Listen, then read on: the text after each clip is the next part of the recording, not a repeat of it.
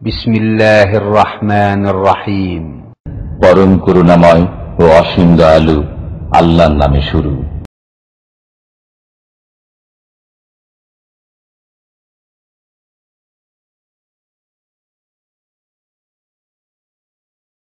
আসসালামু আলাইকুম ওয়া রাহমাতুল্লাহি ওয়া বারাকাতুহু।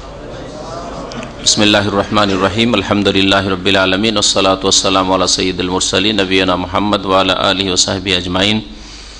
আম্মা বাদ, ফাকাদ ক্বালা আল মুআল্লিফ রাহিমাহুল্লাহু তাআলা ওয়া আন আনাস রাদিয়াল্লাহু আনহু ক্বাল কানা রাসূলুল্লাহ সাল্লাল্লাহু আলাইহি ওয়াসাল্লাম ইযা ইরতাহালা ক্বাবলা আন তাযিগা আশ-শামসু আখারা আয-যুহরা ইলা ওয়াক্তিল আসর সুম্মা নাযালা ফাজামা বাইনাহুমা ফাইন যাগাত আশ-শামসু ক্বাবলা আন ইয়ারতাহিল সাল্লা আয-যুহরা সুম্মা রাকিবা। মুত্তাফাকুন আলাইহি। ওয়া ফি রিওয়ায়াতিন লিল হাকিম ফিল আরবাঈন বিইসনাদিন সহিহিন সাল্লা আয-যুহরা ওয়াল আসরা সুম্মা রাকিব। ওয়া লি আবি নুআইমিন ফি মুস্তাখরাজ মুসলিম কানা ইযা খারাজা ফি সাফার কানা ইযা কানা ফি সাফার ফাজালাত আশ-শামস সাল্লা আয-যুহরা ওয়াল আসরা জামিআন সুম্মা ইরতাহাল। আল্লাহ পাকের সমস্ত প্রশংসা যে আল্লাহ পাক রব্বুল আলামিন আমাদের 5 ওয়াক্ত সালাত ফরজ করেছেন।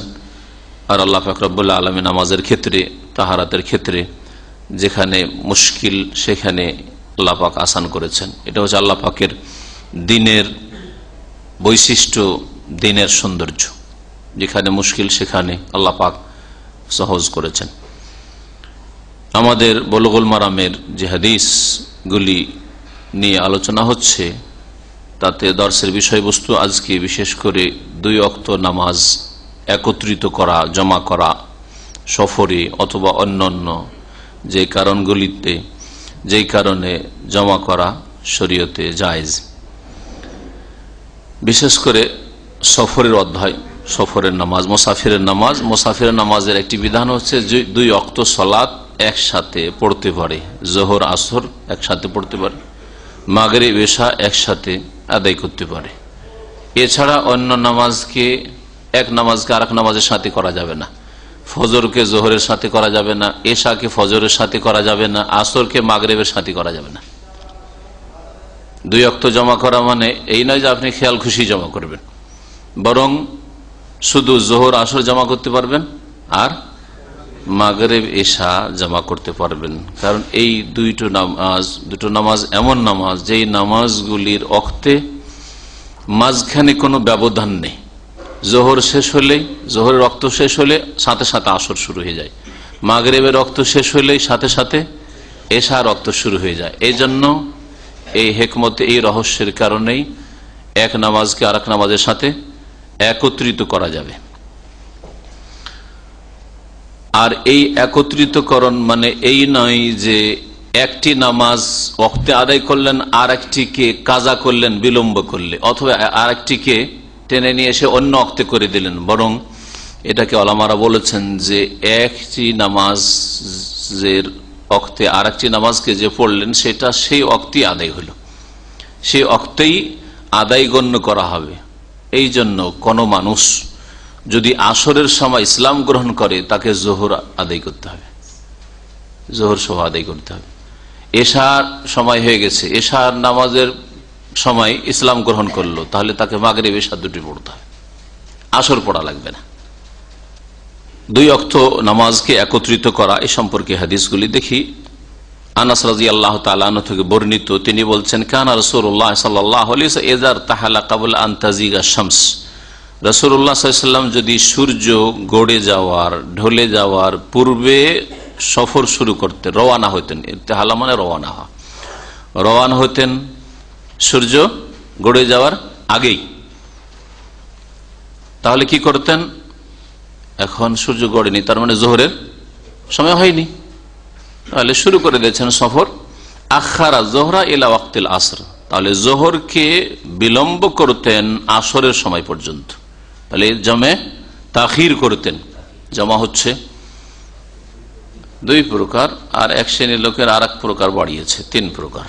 জমা তাকদিম মানে আগেই একত্রিত করে নেওয়া, জোহরের টাইমে আসর পড়ে নেওয়া, মাগরিবের সময় এশা পড়ে নেওয়া, এটা হচ্ছে জমা তাকদিম, অ্যাডভান্স জমা করে নেওয়া। আর আরেকটা হচ্ছে জামা তাখির মানে বিলম্ব করে একত্রিত করা, আসরের সময় জোহর পড়া আর এশার সময় মাগরিব পড়া, এই দুই জমাই জায়েজ রয়েছে। আর একটি জমা কিছু উলামা বলেছেন সেটা হচ্ছে জামা সুরি, মানে ধরনে দেখতে একত্রিত করা, কিন্তু আসলে একত্রিতকরণ নাই, একসাথে নামাজ পড়া নাই। সেটা হচ্ছে জোহরের শেষ ওয়াক্তে একবারে, আজকাল আসরের আজান হচ্ছে ধরুন 3:06 আজকে আজান হয়েছে, 3:06, তাহলে আপনি 3টা বাজতে যাচ্ছে, 1 মিনিট বাকি আছে, ওই সময় জোহর নামাজ শুরু করে দিলেন। কোন সময় নামাজ পড়ছেন আপনি? জোহরের সময় নামাজ পড়ছেন। যেমনই 4 রাকাতে নামাজ পড়া হয়েছে, 3:06 বেজে গেছে, তাহলে কি হয়ে গেল? আসরের নামাজে রক্ত হয়ে গেল। তখন কি করলেন? আসরের নামাজ শুরু করে দিলেন। তো আসরের নামাজ কোন রক্তে পড়লেন? আসরের রক্তে পড়েছেন, কিন্তু সুরাতান মানে দেখার দিক থেকে বাহ্যিক যেন 2 ওয়াক্ত জমা করলেন, আসলে জমা নাই। জোহরের শেষ ওয়াক্তে জোহর পড়েছেন, আর আসর আউয়াল ওয়াক্তে প্রথম ওয়াক্তে আসর পড়েছেন, এটা জামা সুরি। সবগুলি জায়েজ রয়েছে। নবী করিম সাল্লাল্লাহু আলাইহি ওয়াসাল্লাম জামা তাকদীম করেছেন আর জামা তাখির করেছেন। এই হাদিসে দেখেন, সূর্য এখনো মাথার উপর থেকে গড়ে যায়নি, তার মানে জোহরের সময় হয়নি। তখন কি করতেন? সফর শুরু করে দিলেন, আখারা জোহর, আর জোহরকে বিলম্ব করতেন ইলা ওয়াক্তিল আসর, আসরের সময় পর্যন্ত। কোন জামা করতেন? এটা বিলম্বে জমা করা, জামা তাখির। সুম্মা নাজালা, এই জমা করার জন্য কোন জায়গায় অবতরণ করতেন ওটের পিঠ থেকে, ফাজামা বাইনাহুমা, 2 ওয়াক্ত জমা করতেন। ফাইন জাগাতিশ শামসু ক্বাবলা আন ইয়ারতাহিল, সফর শুরু করছেন, রওনা হওয়ার পূর্বে যদি সূর্য গড়ে যেত, সূর্য গড়ে গেছে, তারপরে এখন রওনা হচ্ছেন যে কোনো জায়গা থেকে, সে মদিনা থেকে অথবা অন্য কোনো জায়গা থেকে, সাল্লা জোহরা, তাহলে জোহরের নামাজ পড়ে নিতেন, জোহরের নামাজ পড়ে দিতেন। বিশেষ করে মুকিম অবস্থায় আছেন, সফরে না, মুকিম অবস্থায় এখন, মানে আপনি এখন দাম্মামে আছেন, নিজের বাড়িতেই আছেন, আর কি হলো ওই সময়? সূর্য ঢলে গেছে মাথার উপর থেকে, তাহলে জোহরের রক্ত হয়ে গেছে, কিন্তু জোহর পড়েই আপনি বেরিয়ে যাবেন, 1টার আগে হয়তো বেরিয়ে যাবেন, আসরের সময় হবেন। আর এমন সফরে যাচ্ছেন যে এর মাঝখানে আপনার স্বাধীন গাড়ি নয়, নিজের গাড়ি নয়, যানবাহন অন্যের, থামবে না, হয়তো তাহারাতের সমস্যা, উজুর সমস্যা, তখন উজু রাখতে পারবো কি পারবো না, তারপরে ওইভাবে নামাজ পড়তে পারবো না। তো এই ক্ষেত্রে কি করবেন? আপনি এখনো মুসাফির হননি, বাড়িতেই আছেন, মুকিম হয়ে আছেন, জমা করতে পারবেন। এই ক্ষেত্রে এই হাদিসে বলা হয়েছে, মুত্তাফাকুন আলাইহি, বুখারী মুসলিমের হাদিসে, যে নবী সাল্লাল্লাহু আলাইহি ওয়াসাল্লাম জোহরের নামাজ শুধু পড়তেন, সুম্মা রাকিবা, তারপর সোয়ার হয়েছে, তাহলে আসর পড়তেন না। একটা হাদিস, আসর পড়তেন। আসর কোথায় পড়তেন? তাহলে জমা করতেন না, তাহলে এক কথায় মুকিম অবস্থায় জমা করতেন না। জোহর পড়ে নিলেন, বেরিয়ে পড়লেন, রাস্তায় গিয়ে আছে, দেখা যাচ্ছে যেখানে আসর হবে সেখানে গিয়ে আসর নামাজ পড়ব। অফি রিওয়ায়াতিল হাকিম, ইমাম হাকিমের একটি বর্ণনায়, ফিল আরবাইন, আরবাইন নামক কিতাবে রয়েছে, বিসনাদিন সহিহ, সহিহ সনদে, সহিহ সূত্রে, যে নবী সাল্লাল্লাহু আলাইহি ওয়াসাল্লাম যদি সফর করার পূর্বেই সূর্য গড়ে যেত, তাহলে কি করতেন? সাল্লা জোহরা ওয়াল আসরা সুম্মা রাকিব, মুকিম অবস্থাতে আছেন, জোহর পড়ে নিতেন, আসর পড়ে দিতেন, আর তারপরে সওয়ার হইতেন। এইরকমও করেছেন। তাহলে এখানে আর একটু ছাড় পাওয়া গেল। আপনি এখান থেকে ধরেন দুপুরবেলা জোহরের সময়, জোহর পড়ে আপনাকে সফর শুরু করে দিতে হবে, যেখানকারই সফর হোক না কেন। তাহলে জোহরের রক্ত হয়েছে, আসর রক্ত হয়নি। জমা যে করবেন, জমা করতে আর একটা বাধা মনে হচ্ছে যে আমি তো এখনো মুকিমে আছি, দামামের ভিতরে আছি, তাই না? এই ক্ষেত্রে এই হাদিস কি বলে? এই হাদিস আর প্রমাণিত হয় যে জমা করা যাবে। তাহলে এই হাদিস বলে জমা করা যাবে, আর আগের হাদিসে নবী সাল্লাল্লাহু আলাইহি সাল্লামের আমল বলে যে নবী সাল্লাল্লাহু আলাইহি সাল্লাম জোহর শুধু পড়েছেন, আসরটা রাস্তায় গিয়ে পড়েছেন। পরস্পর বিরোধী মনে হচ্ছে না? এই ক্ষেত্রে আমরা সমন্বয় করতে পারি। আর দিনে এই সরলতা আছে, দিনে এই আল্লাহ পাক মুশকিলের ক্ষেত্রে সহজ করেছেন। যদি দেখা যায় যে না, আর ওই রকম সুযোগ সুবিধা করা যাবে না, নেমে নামাজ পড়বো, উজু করবো, এইরকম সুযোগ সুবিধা হবে না, জটিলতা আসবে, ধরেন প্লেনের সফর, আপনি বিদেশে যাচ্ছেন, অথবা এইরকম যে মাগরিব হয়ে যাবে, আর সুযোগ সুবিধা পাওয়া যাবে না নেমে নামাজ পড়ার, আর নামাজ পড়া নিজের জন্য হয়তো মুশকিল মনে করছেন, তাহারাত পবিত্রতা মুশকিল মনে করছেন ইত্যাদি, যেভাবে হোক না কেন, তাহলে আপনি জোহর আসর জমা করে নিতে পারেন, অথচ আপনি মুকিম। কারণ নবী করিম সাল্লাল্লাহু আলাইহি সাল্লাম একবার দুইবার হইল কখনো সফর ছাড়াও, বৃষ্টি ছাড়াও জমা করেছেন। এইখানে যেহেতু সফর একটু পরেই শুরু হবে, জমা করেছেন রাসূলুল্লাহ সাল্লাল্লাহু আলাইহি সাল্লাম। হাদিস মুস্তাদরাক হাকিমের এই হাদিস। আর একটি হাদিস এর সমর্থনে রয়েছে, ওয়ালি আবি নাইম, ইমাম আবু নাইম বর্ণনা করেছেন, তার কিতাব রয়েছে মুস্তাখরাজ মুসলিম, ইমাম মুসলিমের শর্ত সাপেক্ষ কিতাব, কিন্তু ইমাম মুসলিম হাদিসগুলো নিয়ে আসেননি। মুস্তাখরাজ বলা হয়। তো মুস্তাখরাজে তিনি বর্ণনা করেছেন, কানা ইযা কানা ফি সাফার, রাসূলুল্লাহ যখন সফরে হইতেন, তাহলে সফরে কিন্তু এখানে আছেন, এখানে মুকিম অবস্থায় না। ফাজালাতিশ শামস, সূর্য গড়ে গেছে, তখন কি করতেন? সাল্লা যোহরা ওয়াল আসরা জামিয়ান, যোহর আসর একসাথে পড়েন, অবস্থান করে আছেন, তাহলে থেমে আছেন কোন জায়গায়, যোহর আসর একসাথে পড়ে নিতেন জামিয়ান, সুম্মার তাহলা, তারপরে রওনা হয়ে যেতেন। এখন আপনি সফরে যে কোনো জায়গায় আছেন, মক্কা গিয়েছেন, এখন জোহরের পরে যে বাসগুলি ছাড়ে ধরেন, মক্কা থেকে মদিনা থেকে ওমরার বাসগুলি জোহর পরেই ছাড়ে, তাই না? দুটোর সময়, এই সময়ের দলিল, এই সময় আপনি নামাজ পড়েন, জোহর পড়ে নেন, আসর পড়ে নেন, আর তারপরে আপনার সফর শুরু করে দেন, এরকম। কিন্তু আর একটা মাসলা জেনে রাখেন, অধিকাংশ উমরাকারীরা বা উমরার মুসাফিররা জুমার দিন রওনা হয় মক্কা থেকে অথবা মদিনা থেকে, জুমার সাথে আসর জমা করা যাবে না। এই মাসলা অনেকে জানে না, অনেক আলেমরাও এই মাসলায় ভুল করে থাকে। কারণ শেখ আল্লামা আব্দুল আজিজ বিন বাজ রাহমাতুল্লাহ আলাইহি বলছেন যে নবী সাল্লাল্লাহু আলাইহি সাল্লাম জীবনে কখনো জুমার সাথে আসরকে জমা করেননি। আর জুমা আর আসর ধরনে ভিন্ন, জোহর আসর একই, এটাও 5 ওয়াক্ত নামাজের এক নামাজ জোহর, 5 ওয়াক্ত নামাজের আরেক নামাজ হচ্ছে আসর, কিন্তু জুমাটা ভিন্ন। যদিও জুমাটা জোহরের বিকল্প, মানে জুমা পড়লে আর জোহর নেই, এই তো। কিন্তু কেউ যদি জুমা না পড়তে পারে অথবা তার জুমা ফরজ না থাকে, তাহলে জোহর পড়বে। কিন্তু জুমাকে জোহরের সাথে না, জুমাকে আসরের সাথে জমা করা যাবে না, এই ভুল অনেকেই হয়তো করেছেন। وعن معاذ بن جبل رضي الله عنه قال خرجنا مع النبي صلى الله عليه وسلم في غزوة تبوك فكان يصلي الظهر والعصر جميعا والمغرب والعشاء جميعا رواه مسلم। মুআয বিন জাবাল রাদিয়াল্লাহু তাআলা আনহু থেকে বর্ণিত, তিনি বলছেন যে আমরা নবী করিম সাল্লাল্লাহু আলাইহি সাল্লামের সাথে তাবুকের যুদ্ধে বেরিয়েছিলাম। তাবুকের যুদ্ধ রাসূলুল্লাহ সাল্লাল্লাহু আলাইহি ওয়াসাল্লামের শেষ জামানে, 9ম হিজরিতে হয়েছে। এতে রাসূলুল্লাহ সাল্লাল্লাহু আলাইহি ওয়াসাল্লাম বেরিয়েছিলেন, আর বেশ দীর্ঘদিনের সফর ছিল, অনেক দূরের সফর, সবচেয়ে দূরের সফর রাসূলুল্লাহ সাল্লাল্লাহু আলাইহি ওয়াসাল্লামের এই তাবুকের যুদ্ধের সফর ছিল।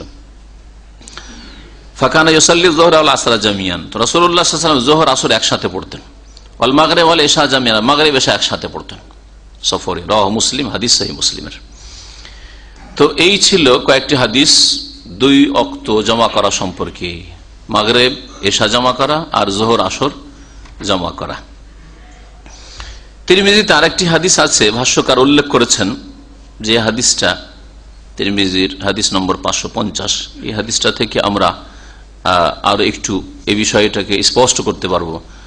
তাতে রয়েছে, কানা ইযার তাহালা ক্বাবলা আন তাজিগা শামস, রাসূলুল্লাহ সাল্লাল্লাহু আলাইহি ওয়াসাল্লাম সূর্য গড়ে যাওয়ার পূর্বে যদি রওনা হতেন, সফর শুরু করতেন, আখারা যোহরা ইলা আন ইয়াজমাআহা ইলাল আসর, তাহলে যোহরে বিলম্ব করতেন আসরের সাথে একত্রিত করার জন্য, জামা তাখির করতেন। ইউসাল্লিহিমা জামিয়ান, আর 2 ওয়াক্ত নামাজ পড়তেন, তাহলে সফরে চলে যাওয়ার পরে রাস্তায় কোন জায়গায় আসরের সময় যোহর পড়তেন। ওয়াইজার তাহলা বাদা যায়গিশ শামস, আর সূর্য ঢলে যাওয়ার পর বা গড়ে যাওয়ার পরে যদি রওনা হইতেন, সূর্য এখন গড়ে গেছে, তাহলে মুকিম আছেন, তাহলে কি করতেন নবী সাল্লাল্লাহু আলাইহি ওয়াসাল্লাম? আজ্জালাল আসরা ইলা যোহরি, তাহলে আসরকে যোহরের সাথে জলদি করে নিতেন, আগে করে নিতেন। ওয়াসাল্লা যোহরা ওয়াল আসরা জামিয়ান, যোহর আর আসর একসাথে পড়তেন, মুকিম অবস্থায় যোহর আসর একসাথে পড়তেন। হাদিসটি তিরমিজিতে রয়েছে, হাদিস সহিহ। তাহলে বোঝা গেল, এই মাসালা আরো স্পষ্ট হলো যে এইরকম পরিস্থিতিতে যদি দেখা যায় যে সামনে রাস্তায় গিয়ে আমার জন্য আবার আসরের জন্য নামা, এটাও জটিল হবে, তাহারাত জটিল হবে, সুতরাং কি করি, আমি জমা করিনি, তারপর রওনা হয়ে যায়, জায়েজ রয়েছে। কিন্তু ওই লোক সম্পর্কে ওলামারা বলছেন যে ওই লোকের জন্য ঠিক নাই যেই লোকের স্বাধীন সফর, নিজের গাড়িতে যাচ্ছে, অথবা ধরেন সৌদি আরব বিশেষ করে নিজের গাড়ি না হলো বাসও হইলো, আসরের জন্য থামবে, হয়তো বুঝতে পারছেন কোনো পেট্রোল পাম্পে থামবে, আসরের নামাজ পড়তে পারবেন, তাহলে মুকিম অবস্থায় জমা না করা উচিত। মুকিম অবস্থায় জমা না করা উচিত, কারণ আল্লাহ পাক রব্বুল আলামিনের বিধান হচ্ছে প্রত্যেক নামাজকে তার ওয়াক্তে আল্লাহ ফরজ করেছেন। ইন্নাস সালাতা কানাত আলাল মুমিনিনা কিতাবা মাওকুতা। আল্লাহ পাক রব্বুল আলামিন বলছেন নিশ্চয় নামাজ মুমিনদের উপর ফরজ, কিতাবান মাওকুতা, প্রত্যেক ওয়াক্তে, নিজ নিজ ওয়াক্তে আল্লাহ পাক ফরজ করেছেন, নির্ধারিত ওয়াক্তে আল্লাহ পাক ফরজ করেছেন, তার সময় নির্ধারণ করেছেন। এই জন্য মেরাজ থেকে ফিরে যেই দিন আসলেন রাসূলুল্লাহ সাল্লাল্লাহু আলাইহি ওয়াসাল্লাম, রাতে আসলেন, সকালবেলায় জিবরাইল আলাইহিস সালাম মক্কায় আসলেন। আসার পরে 2 দিন থেকেছেন রাসূলুল্লাহ সাল্লাল্লাহু আলাইহি ওয়াসাল্লামের সাথে। ইমাম হয়েছেন জিবরাইল আলাইহিস সালাম, মুক্তাদি হয়েছেন রাসূলুল্লাহ সাল্লাল্লাহু আলাইহি ওয়াসাল্লাম। একদিন আউয়াল ওয়াক্তে নামাজ পড়িয়েছেন, আর একদিন শেষ ওয়াক্তে নামাজ পড়িয়েছেন। 2 দিনে 10 ওয়াক্ত নামাজ পড়িয়ে দেওয়ার পরে বললেন, ইয়া মুহাম্মদ, হে মুহাম্মদ সাল্লাল্লাহু আলাইহি ওয়াসাল্লাম, আল ওয়াক্তু মা বাইনা হাযাইনি, নামাজের ওয়াক্ত হচ্ছে এই 2 ওয়াক্তের মাঝখানে, এর মাঝখানে যোহর আসরের নামাজ, মাগরিব এশার নামাজ, ফজরের নামাজ, এর মাঝে একদিন প্রথম ওয়াক্তে, একদিন শেষ ওয়াক্তে, এর বাইরে নামাজ নাই। তাহলে যখন আপনি ঠিক আপন আপন টাইমে নামাজ আদায় করতে পারছেন, তখন কিন্তু জমা করা যাবে না, তখন জমা করা যাবে না, আর নামাজ যথেষ্ট হবে না এরকম জমা করলে বিনা ওজরে। মাঝখানে কসরের একটা হাদিস নিয়ে এসছেন, যে কসরের বিস্তারিত আলোচনা গত সপ্তাহ হয়ে গেছে। হাদিস যেহেতু এসছে, সুতরাং হাদিসটা আপনাদের সামনে তরজমা এবং ব্যাখ্যা করে দিই। ওয়ান ইবনে আব্বাস রাদিয়াল্লাহু আনহুমা قال قال رسول الله صلى الله عليه وسلم لا تقصروا الصلاة في أقل من 4 برد من مكة إلى عسفان رواه الدارقطني بإسناد ضعيف والصحيح أنه موقوف কাযা আখরাজহু ইবনে খুযাইমা। আব্দুল্লাহ ইবনে আব্বাস রাদিয়াল্লাহু তাআলা আনহুমা থেকে বর্ণিত, তিনি বলছেন রাসূলুল্লাহ সাল্লাল্লাহু আলাইহি ওয়াসাল্লাম বলেছেন, লা তাকসুরুস সালাত, তোমরা নামাজে কসর করিও না, ফি আকাল্লা মিন 4 বুরুদ, 4 বুরদের, 4 বারিদের কম হলে, 4 বারিদের কম দূরত্ব হলে তোমরা কসর করিও না। মানে কসরের তাহলে দূরত্ব কতটা হইতে হবে? কমপক্ষে 4 বারিদ হইতে হবে। 4 বারিদ কত দূর? বারিদ যদি কেউ না বুঝতে পারে, তাহলে এক জায়গা থেকে আর এক জায়গা বুঝিয়ে দিয়েছেন রাসূলুল্লাহ সাল্লাল্লাহু আলাইহি ওয়াসাল্লাম। যেমন মিন মাক্কাতা ইলা উসফান, মক্কা থেকে উসফান পর্যন্ত যে দূরত্ব রয়েছে, মক্কা থেকে উসফান, মক্কার বাইরে জেদ্দার পথে। এবার গত 2-3 সপ্তাহ আগে যে জেদ্দা গেলাম, সেখানে উসফানে একটা আমার বক্তব্য ছিল। তো উসফানটা মক্কা থেকে 80 কিলোমিটার দূরে। উসফান হচ্ছে মক্কা থেকে 80 কিলোমিটার দূরে, আর জেদ্দা শহরেরও বাইরে। তো জেদ্দা শহর থেকে কাছাকাছি হবে, 40-50 কিলোমিটার হবে, আর মক্কা থেকে 80 কিলোমিটার হবে। তো মক্কা থেকে উসফানের যে দূরত্ব রয়েছে, এটা হচ্ছে 4 বুরুদ, 4 বারিদ। বারিদের বহু বচন হচ্ছে বুরুদ, 4 বারিদ। তো বারিদ কত এটা বলবো, তার আগে জানা এই হাদিসটা কোন কিতাবে রয়েছে। রাওয়াহুদ দারকুতনি, ইমাম দারকুতনি তার সুনানে দারকুতনি বর্ণনা করেছে বিসনাদিন দাঈফ, কিন্তু সনদ হচ্ছে দুর্বল। তবে নবী করিম সাল্লাল্লাহু আলাইহি ওয়াসাল্লাম বলেছেন এটা কিন্তু দুর্বল। আর ইমাম ইবনে হাজার রাহমাতুল্লাহ বলছেন ওয়াস সাহিহু আন্নাহু মাওকুফ, আর সহিহ হচ্ছে, বিশুদ্ধ কথা হচ্ছে যে এই হাদিসটা মওকুফ। মওকুফ মানে এটা রাসূলুল্লাহ সাল্লাল্লাহু আলাইহি ওয়াসাল্লামের বাণী নয়, বরং আব্দুল্লাহ বিন আব্বাসের বক্তব্য, উক্তি। আব্দুল্লাহ বিন আব্বাস বলেছেন যে 4 বারিদ না হইলে তোমরা কসর করিও না। মওকুফ মানে সাহাবীর কথা বা কাজ, হ্যাঁ, একে বলা হয় মওকুফ বলা হয়। কাযা আখরাজহু ইবনে খুযাইমা, এইরকমই বর্ণনা করেছেন ইমাম ইবনে খুযাইমা রাহমাতুল্লাহি আলাইহি। এই হাদিস জয়ীফ এই জন্য যে এর সনদে ইসমাইল বিন আইয়াস নামক একজন বর্ণনাকারী রয়েছে, আর এই ইসমাইল বিন আইয়াস হেজাজি বর্ণনাকারীদের থেকে হাদিস বর্ণনা করলে হাদিস তার দুর্বল হয়ে যেত। কারণ তাদের সাথে, হেজাজি আলেমদের সাথে তার সাক্ষাৎ বা তার শিক্ষা গ্রহণ দুর্বল, বেশি দিন শিখতে পায়নি। বেশি দিন কারো কাছ থেকে শিক্ষা লাভ না করলে তার কথাগুলিকে আয়ত্ত করা সাধারণত যায় না। উদাহরণস্বরূপ কেউ দামামে 1-2 সপ্তাহ থেকেছে, বা 2-4-6 মাস থেকেছে, 2-4-10টা দর্শে বসেছে, হ্যাঁ, আর একজন 5 বছর 10 বছর থেকেছে, দুজন সমান হইতে পারে? সমান হইতে পারে না। আর 2-4টা সপ্তাহ থেকে যদি বলে যে অমুকেই বলেছেন, অমুকেই বলেছেন, অমুকেই বলেছেন, তাহলে ভুল বেশি হওয়ার সম্ভাবনা রয়েছে। কিন্তু যে ব্যক্তি 5 বছর 7 বছর 10 বছর থেকেছে, তার ভুলের সম্ভাবনা কম। তো ঠিক এই উদাহরণটা দিয়ে আমি বোঝাতে চাইলাম, কিছু কিছু বর্ণনাকারী রয়েছে যে তারা নিজের শহরের ওস্তাদ থেকে হাদিস গ্রহণ করতে গিয়ে তো মজবুত, হয়তো ওই ক্ষেত্রে তাকে জয়ীফ বলা হয়নি, কিন্তু অন্য শহরে যাদের সাথে বেশি তার দেখা সাক্ষাৎ হয়নি, এক দুবার দেখা সাক্ষাৎ হয়েছে, আর কিছু হাদিস তার থেকে বর্ণনা করতে গেছে, তারপরে সনদে বা হাদিসের বিষয়বস্তুতে তো ভুল করে ফেলেছে। এই কারণে তাদের ভুল একটু বেশি হয়ে যাওয়ার কারণে বলা হয়েছে যে হেজাজিদের থেকে, হেজাজ মানে মক্কা মদিনা, মক্কা মদিনার আলেমদের বর্ণনাকারীদের থেকে হাদিস বর্ণনা করতে গিয়ে ইসমাইল বিন আইয়াস দুর্বল। আর একজন বর্ণনাকারী আব্দুল ওয়াহাব বিন মুজাহিদ মতরুক, পরিত্যক্ত। ও সহি আন-নাযারিক মিন কওলি ইবনে আব্বাস। এজন্য সহি কথা হচ্ছে যে 4 বারিদের কম হলেই কসর করা যাবে না, এটা হচ্ছে আব্দুল্লাহ বিন আব্বাস রাদিয়াল্লাহু তাআলা আনহুমা সাহাবীর বক্তব্য, যেমন ইমাম বাইহাকী বলেছেন। 4 বারিদ মানে হচ্ছে 1 বারিদ সমান 4 ফারসাখ, তাহলে 4 4 16 হলো, 4 4 16 হলো, 16 ফারসাখ হলো। আর 1 ফারসাখ সমান 3 মাইল, তাহলে কত হলো? 3 16 48 হলো, 48 মাইল। 48 মাইল সমান সাধারণত 80 কিলোমিটারের কাছাকাছি, 80 কিলোমিটার কাছাকাছি। এই জন্য 80 কিলোমিটার মশহুর রয়েছে।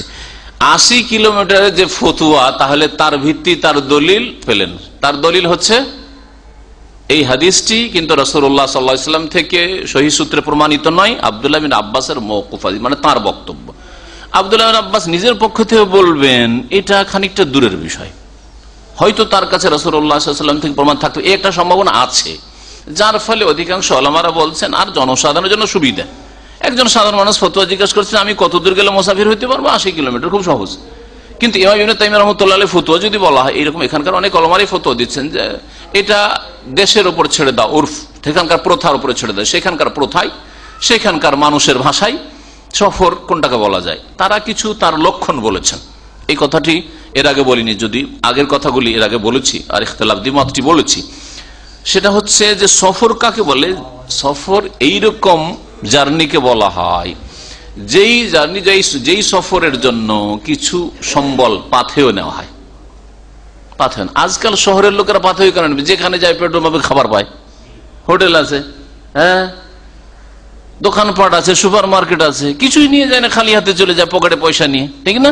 তাহলে আজকাল এটাও দিয়ে বোঝা মুশকিল। কিন্তু হ্যাঁ, আজকে থেকে আপনি চলে যান 30-40 বছর একটু পেছন দিকে চলে যান, আমাদের বাপ চাচারা, ওরা, আমরাও ছোটকালে গেছি, মাদ্রাসায় গিয়েছি, বাড়ি থেকে মুড়ি বেঁধে নিয়েছি, ছাতু বেঁধে নিয়েছি, আমরা বাঁধিনি, কিন্তু আমাদের বাপ চাচাদের শুনেছি ওরা ছাতু বেঁধে যেত, কোর্টে যেত, ওই ডিস্ট্রিক্ট টাউনে ছাতু বেঁধে নিয়েছে, না রুটি বেঁধে নিয়েছে, হ্যাঁ, ইত্যাদি ইত্যাদি, নাস্তা পানি বেঁধে নিয়েছে, রাস্তায় বসে খাচ্ছে, তারপরে আবার চললো।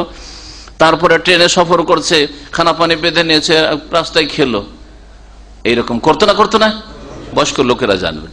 তো যেই দূরত্বের জন্য মানুষ পাথেও বেঁধে নিয়ে যায়, ওইটাকে সফর বলে।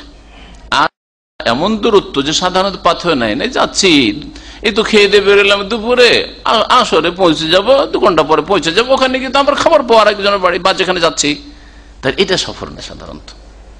কিন্তু এটা যখন মানুষ পায়ে হেঁটে যেত অথবা উটের পিঠে যেত, তখন তো বোঝা যাবে। কিন্তু প্লেনে 2 ঘন্টা অনেক দূরে চলে যাবেন আপনি, বরং আধা ঘন্টাও লাগবে না সফরের দূরত্বে যেতে, তাই না? তো এই জন্য জনসাধারণের জন্য এই ফতোয়া সহজ, যদিও দলিলের দিক থেকে অত শক্তিশালী নয় 80 কিলোমিটারের ফতোয়া, কিন্তু জনসাধারণকে বোঝানোর জন্য। আর সাধারণত 80 কিলোমিটার হলে, কাছাকাছি 70-80 কিলোমিটার, 90 কিলোমিটার এরকম হইলে এটা কি সফর মনে করা হয়। আল্লাহু আলাম।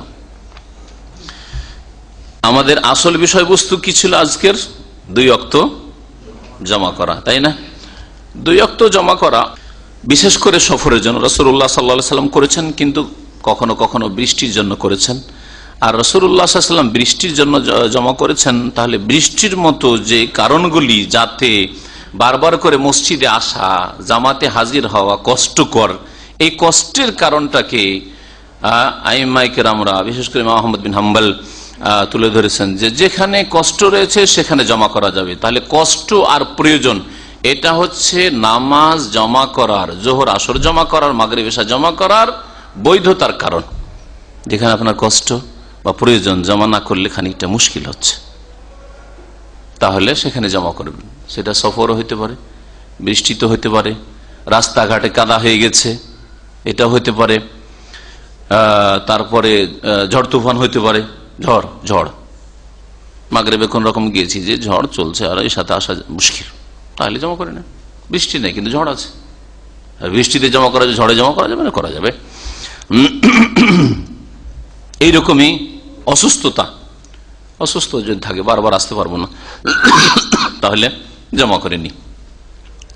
ভয়, কোন কোন ওলামারা বলছেন ভয়ের ক্ষেত্রে জমা করা যায়। ভয় মানে শত্রুর ভয়, কিন্তু অনেক গবেষক ওলামারা বলেছেন না, যদি কারো ভয় থাকে তাহলে বাড়ি থেকে বেরোবে না, বাড়িতে নামাজ পড়বে। তার জন্য জামাতে যাওয়া, জামাত ফরজ নয়, জামাত ওয়াজিব নয় তার জন্য। যদি মনে হয় যে দিনে আমার যেতে অসুবিধা নেই, দুশ্মন বলে ভয় নেই মাগরিবে যেতে, কিন্তু এশাতে গেলে রাতের অন্ধকারে ভয় আছে, তাহলে যাবে না, বাড়িতে নামাজ পড়বে। জমা করা আর কসর করায় পার্থক্য। জমা করা আর কসর করায় পার্থক্য রয়েছে। জমা করা হচ্ছে জায়েজ, প্রয়োজনে, কষ্ট হইলে, আর কসর করা হচ্ছে কি ওয়াজিব, সুন্নতে মুআক্কাদা না জায়েজ? সুন্নতে মুআক্কাদা। এই ক্ষেত্রে দুটি মত রয়েছে। একটা মত হচ্ছে যে কসর হচ্ছে ওয়াজিব, ইমাম আবু হানিফা রাহমাতুল্লাহ আলাইহির মত এটি, কসর হচ্ছে ওয়াজিব। কসরকে ওয়াজিব যেহেতু তারা বলে, এই জন্য আমাদের দেশের মানুষরা আমাকে অনেক সময় জিজ্ঞেস করে যে শেখ আমি তো এখানে আসলে গেছিলাম সফরে, কিন্তু 4 রাকাত পড়ে ফেলেছি, ভুল করে ফেলেছি কিনা, এই প্রশ্ন এই জন্য উঠে, কারণ মগজে ঢুকে আছে যে কসর করা ওয়াজিব, তাহলে তো ওয়াজিব তরক হয়ে গেছে, গুনাহগার হয়ে গেছি। জায়েজ কেউ বলেননি, হয় কসর ওয়াজিব আর না হলে সুন্নাতে মুআক্কাদা। অধিকাংশ আইম্মায়ে কেরামরা বলেছেন, 3 ইমাম আর অন্যান্যরাও সকলে বলছেন যে কসর হচ্ছে সুন্নাতে মুআক্কাদা। রাসূলুল্লাহ সাল্লাল্লাহু আলাইহি সাল্লাম সফরে কসরই করেছেন, ওয়াজিব কেন নয়? খলিফা রাশেদ উসমান রাদিয়াল্লাহু তাআলা আনহু কসর করেননি, 4 রাকাত নামাজ পড়েছেন মেনায়, তাহলে তিনি কি ওয়াজিব ছেড়েছেন? এই জন্য আর এইরকমই বেশ কিছু দলিল যে ওয়াজিব করার, ওয়াজিব মানে ফরজ, ওয়াজিব ফরজ করার কোনো একটা দলিল নেই, সেই জন্য কসরকে ওয়াজিব বলা ঠিক নাই। শুধু ওই যে প্রথম ফরজ হচ্ছিল 2 রাকাত নামাজ, আয়েশা রাদিয়াল্লাহু আনহা হাদিস, ওইটা হচ্ছে ইমাম আবু হানিফার দলিল। 2 রাকাত ফরজ হয়েছিল, আর তারপরে সফরে ওইটাকে বহাল রাখা হলো, ফাওয়াকিরাত সালাতু সাফার ওয়াজিদা ফিল হাজার, আর হাজারে বাড়িতে মুকিম থাকলে বেশি করে দেওয়া হলো, আর 2 রাকাত 4 করে দেওয়া হলো। এছাড়া আর কোনো দলিল নেই। পক্ষান্তরে অন্য আইম্মারা বলছেন যে উসমান রাদিয়াল্লাহু তাআলা খলিফা রাশেদ আর খলিফা রাশেদিনের অনুসরণ করতে বলে, সুন্নাতকে আঁকড়ে ধরতে বলা হয়েছে।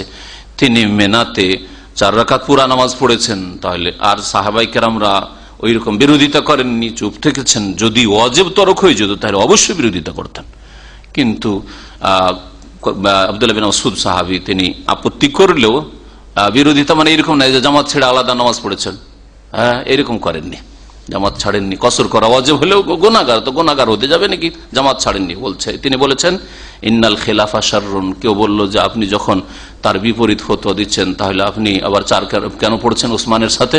তখন বলছে দেখো, খলিফার সাথে, রাষ্ট্রনেতার সাথে ইখতিলাফ করা, দ্বিমত করা, এটা হচ্ছে খারাপ মন্দ কাজ, এতে ফিতনা ছড়াবে, এতে গ্রুপিং দলাদলি হয়ে যাবে, আমার দলে কিছু লোক চলে আসবে, বিভাজন দেখা যাবে, এক উম্মতে ফাটল ধরবে, এটা জায়েজ নয়। সেই জন্য আমি ইখতিলাফ করছি না, 4 পড়ছি, তিনিও 4 পড়েছেন, কারণ খলিফার, অথচ সুন্নাতে মুআক্কাদার খেলাফ, তারপরেও তিনি আনুগত্য করেছেন।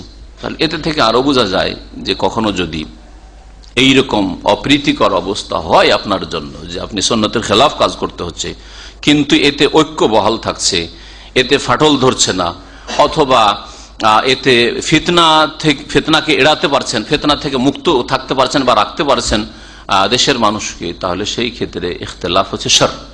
কিন্তু যেখানে কাবিরা গুনার বিষয় আসবে, যেখানে বড় অপরাধের বিষয় আসবে না, সেখানে অবশ্যই হাত টেনে নিতে হবে, কারণ আল্লাহ পাকের নাফরমানি করে কারো আনুগত্য করা জায়েজ নয়। উলামায়ে কেরামদের ইখতিলাফ রয়েছে নামাজ জমা করা সম্পর্কে, যে নামাজ জমা করা কি, এই নামাজ জমা করা জায়েজ তো কেমন জায়েজ, আগে না পরে, না শুধু বাহ্যিক জামা সুরি, এই মর্মে ইখতিলাফ রয়েছে। ভাষ্যকার বলছেন ইখতিলাফ আল উলামা ফি জাওয়াজিল জামই ইলা সালাসাত আকওয়াল। উলামাদের ইখতিলাফ রয়েছে নামাজ জমা করা সম্পর্কে, আর তাদের 3টি মত রয়েছে। ফাজাহাবাল জমহুর, অধিকাংশ উলামায়ে কেরাম, ইমাম শাফি, ইমাম আহমদ, দুই ইমাম আর তার সাথে মুহাদ্দিসিন কেরামরা, তারা বলছেন জাওয়াজু জামঈ তাকদিম ও তাখির, আগে করেও জমা করা জায়েজ আর তাখির বিলম্ব করে জমা করা জায়েজ। যোহরের সময় আসর পড়াও জায়েজ আর আসরের সময় যোহর পড়াও জায়েজ।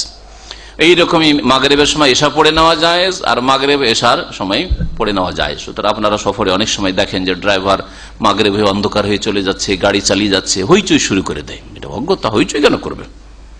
আমি সফরে আছি, এরকম হয়েছে, আমি চুপ আছি, ঠিক আছে, অন্ধকার হলে অসুবিধা, আমি তাখির করলাম, ড্রাইভার থামতে চাই না, ও ভাবছে যে হয়তো গিয়ে এমন এক জায়গায় থামবো যে সেখানে নাস্তা বানিয়ে আবার তো খাওয়া দাওয়া হয়ে যাবে, হয়তো এসার সময় মাগরিব জমা করবো, রাত 9টার সময়, অসুবিধাটা কি? হ্যাঁ, পিছন থেকে হইচই শুরু করে দিয়েছে। এইরকমই যদি দেখা যায় যে জোহরের সময় থামছে না, আসরের সময় থামলো না, কোনো অপরাধ করেনি। যদিও নবী করিম সাল্লাল্লাহু আলাইহি ওয়াসাল্লাম বেশিরভাগ চেষ্টা করেছেন জামে তাকদিম করার, কিন্তু জামে তাখিরও করেছেন। বাইনা যুহরি ওয়াল আসর ওয়া বাইনাল মাগরিব ওয়াল ইশা, এই দুই চার ওয়াক্ত শুধু জমা করা যাবে। ওয়া যাহাবা মালিকুন ফি ইহদার রিওয়ায়াতাইন আনহু ইবনে হাজম ইলা জাওয়াজ জামঈ তাখির দুনা তাকদিম। ইমাম মালিকের একটি মত হচ্ছে, আর ইমাম ইবনে হাজম জাহিরিদের একটা মাযহাব ছিল, যেটা প্রায় আজকাল নিশ্চিহ্ন হয়ে গেছে।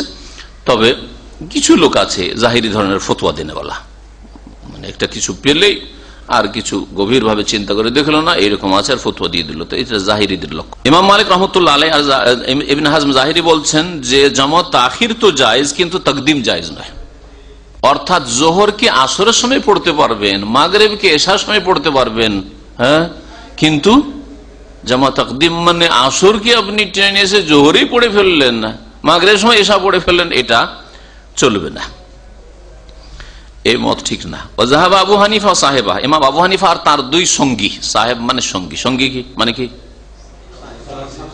আজকাল আমরা সঙ্গী বলি যারা কলিগ তাদেরকে, ছাত্র ছাত্রের সঙ্গী, ওস্তাদ ওস্তাদের সঙ্গী, স্টাফ এরা সঙ্গী, কিন্তু আগের ভাষায় আইম্মা কিরামদের ভাষায় এরকম সঙ্গী বলা হয়তো ছাত্রদেরকে, আপনারা আমার সঙ্গী, আনতুম আসহাবি। নবী সাল্লাল্লাহু আলাইহি সাল্লামের সাথী সঙ্গী আসহাবাল আনতুম আসহাবি, নবী সাল্লাল্লাহু আলাইহি ওয়াসাল্লাম বলছেন সেই সাহাবীরা তোমরা আমার সাথী সঙ্গী, আসহাবি, এইজন্য সাহাবায়ে কেরাম বলা হচ্ছে আসহাব। ইমাম হানিফার দুই সঙ্গী মানে ইমাম আবু ইউসুফ আর ইমাম আবু মুহাম্মদ রাহমাতুল্লাহি আলাইহিম আজমাইন, দুইজন যেহেতু খুব বড় মাপের সঙ্গী ছিলেন, তারা বড় ইমাম ছিলেন, সেজন্য দুই সঙ্গীর কথা না হলে আর আরো ছাত্র যেমন ইমাম জোফার আরো অনেকে আছে। তারা কি বলেছেন? জাওয়াজ, বলছেন যে জাওয়াজ মুতলাকান, জায়েজ আছে জমা করা, কিন্তু কি আদমে জাওয়াজ মুতলাকান, এমনি জায়েজ নাই, জামা তাকদিমও জায়েজ না, জামা তাখিরও জায়েজ নাই, ইল্লা আন ইয়াকুনা জামআন সুরিয়ান, জমা সুরি শুধু জায়েজ। শুরুতে আমি বলেছি জমা হচ্ছে তিন প্রকারের, জমা তাকদিম, তাখির আর সুরি। সুরি মানে আসলে জমা করলেন না, উদাহরণ দিলাম না, জোহরের শেষ ওয়াক্তে জোহর পড়লেন, আর যেই আসরের আজানের টাইম হচ্ছে তখন আসর শুরু করে দিলেন। মাগরিবের শেষ ওয়াক্তে মাগরিবটা পড়া হইলো, আর এশার টাইম হয়ে গেছে, পশ্চিম দিক অন্ধকার হয়ে গেছে, পশ্চিম দিকে যে লাল আভা থাকে শাফাক, সেটা গায়েব হয়ে গেছে, এশার ওয়াক্ত শুরু হয়ে গেছে, আবার শুরু করে দিলেন। জামা সুরি তাদের কাছে জায়েজ। এই জন্য নামাজ জমা করার ক্ষেত্রে এরা খুব শক্ত করবে না, এমনকি হজে এসেও আরাফাতে জমা করতে চায় না, মুজদালিফায় জমা করতে চায় না, এইরকম এরা অনেকেই করে থাকে। তো জামা সুরি এদের কাছে জায়েজ, আর জামা তাকদিম তাখির জায়েজ নাই। কিন্তু হাদিসে স্পষ্ট দেখলেন, তাই না? স্পষ্ট দেখলেন না, তাকদিমও করতেন, তাখিরও করতেন। রাসূলুল্লাহ সাল্লাল্লাহু আলাইহি ওয়াসাল্লাম জোহরের টাইমে আসর পড়তেন, কখনো কখনো আসরের টাইমে জোহর পড়তেন, মাগরিবের টাইমে এশা পড়তেন, এশার টাইমে মাগরিব পড়তেন, যখন যেমন সুবিধা হইতো। এটা মানুষের সুবিধার উপর, আপনার যেটা সুবিধা হচ্ছে, আপনার সাথে যারা যাত্রী আছে তাদের যেটা সুবিধা হচ্ছে ওই সময় জমা করে, অসুবিধা নেই। অধিকাংশ আইম্মায়ে কেরামরা যে সবগুলি জমা জায়েজ করেছেন। আর এই ক্ষেত্রে আর একটা দিক রয়েছে মুসাফিরের, সেটা হচ্ছে মুসাফির দুই রকম, একটা হচ্ছে চলন্ত অবস্থার মুসাফির, একটা হচ্ছে অবস্থানরত মুসাফির, চলছেন সফরে, আর একটা হচ্ছে না থেমে আছেন, মক্কায় গিয়ে আছেন একদিন, দুদিনের জন্য, 3 দিনের জন্য, কি আপনি মুসাফির, কিন্তু আপনি অবস্থান করে আছেন, যে কোনো জায়গায়, অন্য কোনো জায়গায় হোক, আপনি অবস্থান করে আছেন, কিন্তু এখনো মকিম, সেখানে মকিমের হুকুম আপনি হননি। তো এই জমাটা শুধু চলন্ত অবস্থায় যখন জার্নি চলছে সেই সময় শুধু, নাকি যখন অবস্থান করে থাকবেন তখন? অধিকাংশ আইম্মা কেরাম বলছেন সাওয়াউন কানাল মুসাফিরুন নাজিলান ফি সাফারি, সফরে কোনো জায়গায় অবস্থানকারী হোক, আও জাদ্দান বিহি সাইর, অথবা সফররত অবস্থায় হোক। ওয়াস্তাদাল্লু, আর অধিকাংশ আইম্মায়ে কেরামরা মুয়াত্তা মালিকের হাদিস 330 নম্বর হাদিস মুআয রাদিয়াল্লাহু তাআলা হতে বর্ণিত, তারা দলিলে পেশ করেছেন নবী সাল্লাল্লাহু আলাইহি ওয়াসাল্লাম কি করতেন, আখারা সালাতা ইয়াওমান ফি গাযওয়াতি তাবুক, একবার নামাজ বিলম্ব করলেন তাবুক যুদ্ধে, সুম্মা খারাজা, তারপরে বের ফাসাল্লা যুহরা ওয়াল আসরা জামিয়ান, যোহর আসর একসাথে পড়লেন, সুম্মা দাখালা, তারপরে প্রবেশ করলেন, সুম্মা খারাজা, তারপরে আরেকবার বেরোলেন তাঁবু থেকে, ফাসাল্লাল মাগরিব ওয়াল ইশা, আর মাগরিব ইশা জমা করলেন। নবী সাল্লাল্লাহু আলাইহি ওয়াসাল্লাম এইভাবে জমা করেছেন। আর এর আগে জমার হাদিসগুলো দেখলেন, আগে পরে সব রকম জমা নবী সাল্লাল্লাহু আলাইহি ওয়াসাল্লাম করেছেন।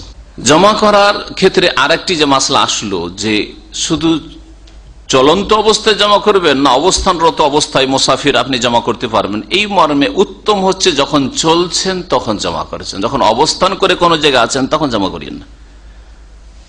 মক্কায় মদিনায় বসে আছেন, মক্কা মদিনায় তো মানুষ নেকির জন্য মসজিদে যায়, সেজন্য আপন আপন ওয়াক্তে পড়ে। অন্য কোন জায়গার কথা বলি তাহলে বেশি উদাহরণটা সুন্দর হবে, তাই না? এখান থেকে গিয়ে আপনি রিয়াজে বা জিদ্দে আছেন, অবস্থান করে আছেন হোটেলে বা যে কোনো জায়গায়, এখন ওখানে অবস্থান করা অবস্থায় আপনি যোহর আসর একসাথে জমা করবেন নাকি আলাদা আলাদা সময় নামাজ পড়বেন? মাগরিব এশা একসাথে জমা করবেন না আলাদা আলাদা সময় পড়বেন? যদিও জমার মশলাটি আগেই বলেছি কি জায়েজ, সুন্নাত বলবেন না, জায়েজ, কিন্তু নবী সাল্লাল্লাহু আলাইহি ওয়াসাল্লাম যেহেতু জমা করেছেন সেই জন্য এই ছাড়টা কবুল করা উচিত। এই ক্ষেত্রে যখন চলার অবস্থায় থাকবেন তখন জমা করা উত্তম, আর যখন আপনি অবস্থান করে কোন জায়গায় থাকবেন তখন আপন আপন ওয়াক্তে নামাজ পড়াই উত্তম, আপন আপন অবস্থা ওয়াক্তে নামাজ পড়া উত্তম। তাহলে যখন আপনি জিদ্দায় অথবা রিয়াজে আপনি অবস্থান করে আছেন, জোহরের সময় আজান হচ্ছে নামাজ হচ্ছে, জোহর পড়েন, আসরের সময় আজান হচ্ছে নামাজ হচ্ছে, নামাজ পড়েন। কিন্তু আপনার প্রয়োজন, খুব ক্লান্ত হয়ে এসছি আর এখন একটু আমাকে 4-5 ঘন্টা ঘুম দিতে হবে, যদি ঘুমিয়ে যায় তো আসরে জাগতে পারবো না, একটু প্রয়োজন আপনার, তাহলে এইরকম কোন কোন সময় অবস্থানরত অবস্থায়ও মুসাফির মানুষ জমা করতে পারে। যদি আপনি হোটেলে অবস্থান করে আছেন, জোহরের সময় আসর পড়ে নিলেন, তারপরে ঘুমিয়ে গেলেন, ঠিক আছে আমি 5টা পর্যন্ত ঘুমাবো, তারপরে উঠবো, জায়েজ রয়েছে, না যায় সেটা নাই।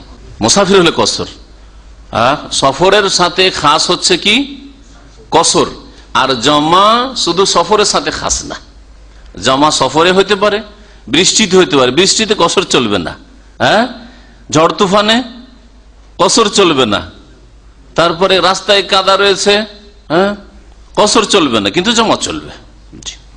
অসুস্থ কসর চলবে, অসুস্থ মানুষকে 4 রাকাতই পড়তে কসর চলবে না কিন্তু জমা চলবে। মশলাগুলি ভালো করে বুঝবেন, এখন জমা বললাম তখন কসরও ধরিয়ে দিবেন, বাড়িতে বসে অসুস্থ মানুষ আর 2 রাকাত করে পড়া শুরু করে দিবেন, আল্লাহ কবুলই করবেন না। কোন কোন ওলামারা বলেছেন যে শুধু চলন্ত অবস্থায় জমা করা যাবে, কারণ একটা হাদিস সহিহ বুখারীতে এরকম আছে, ওইটাকে ওরা দলিল ধরে নিয়েছে, আর বলছেন যখন অবস্থান করে কোন জায়গায় আপনি আছেন তখন আর জমা করা যাবে না, কিন্তু এটা ফতোয়া ঠিক নয়। ওয়াজাহাবা ইবনুল কাইয়িম ওয়া জামা ইলা ইখতিসাসি জাওয়াজি জাম'i লিওয়াক্তিল হাজাত ওয়া হিয়া ইযা জাদ্দা বিহিস সাইর, ইমাম ইবনুল কাইয়িম রাহমাতুল্লাহ আলাইহি। আর একদল বলছেন যে জমা করা যাবে প্রয়োজনে, আর প্রয়োজন হচ্ছে যখন সফররত অবস্থায় চলন্ত অবস্থায় থাকবে, আপনি জার্নি করছেন, যখন থেমে আছেন কোন সফরে যে কোন জায়গায় তখন আর জমা করা চলবে না। তাদের দলিল বুখারী মুসলিমের হাদিস ইবনে ওমর রাদিয়াল্লাহু তাআলা আনহু থেকে বর্ণিত, আন্নাহু কানা ইযা জাদ্দা বিহিস সাইর, রাসূলুল্লাহ সাল্লাল্লাহু আলাইহি ওয়াসাল্লাম যখন সফররত অবস্থায় থাকতেন, ভ্রমণ অবস্থায় থাকতেন, জামা বাইনাল মাগরিব ওয়াল ইশা, তখন মাগরিব ইশা জমা করতেন। ওয়া ইয়াকুল, আর বলতেন, ইন্নান নবী সাল্লাল্লাহু আলাইহি ওয়াসাল্লাম কানা, আব্দুল্লাহ বিন উমর এই কাজ করতেন, আর বলতেন নবী সাল্লাল্লাহু আলাইহি ওয়াসাল্লামও এইরকম করতেন, সেজন্য আমি করছি। কানা ইযা জাদ্দা বিহিস সাইর জামা বাইনাহুমা, যখন রাসূলুল্লাহ সফররত অবস্থায় থাকতেন তখন জমা করতে, রাওয়াহুল বুখারী মুসলিম।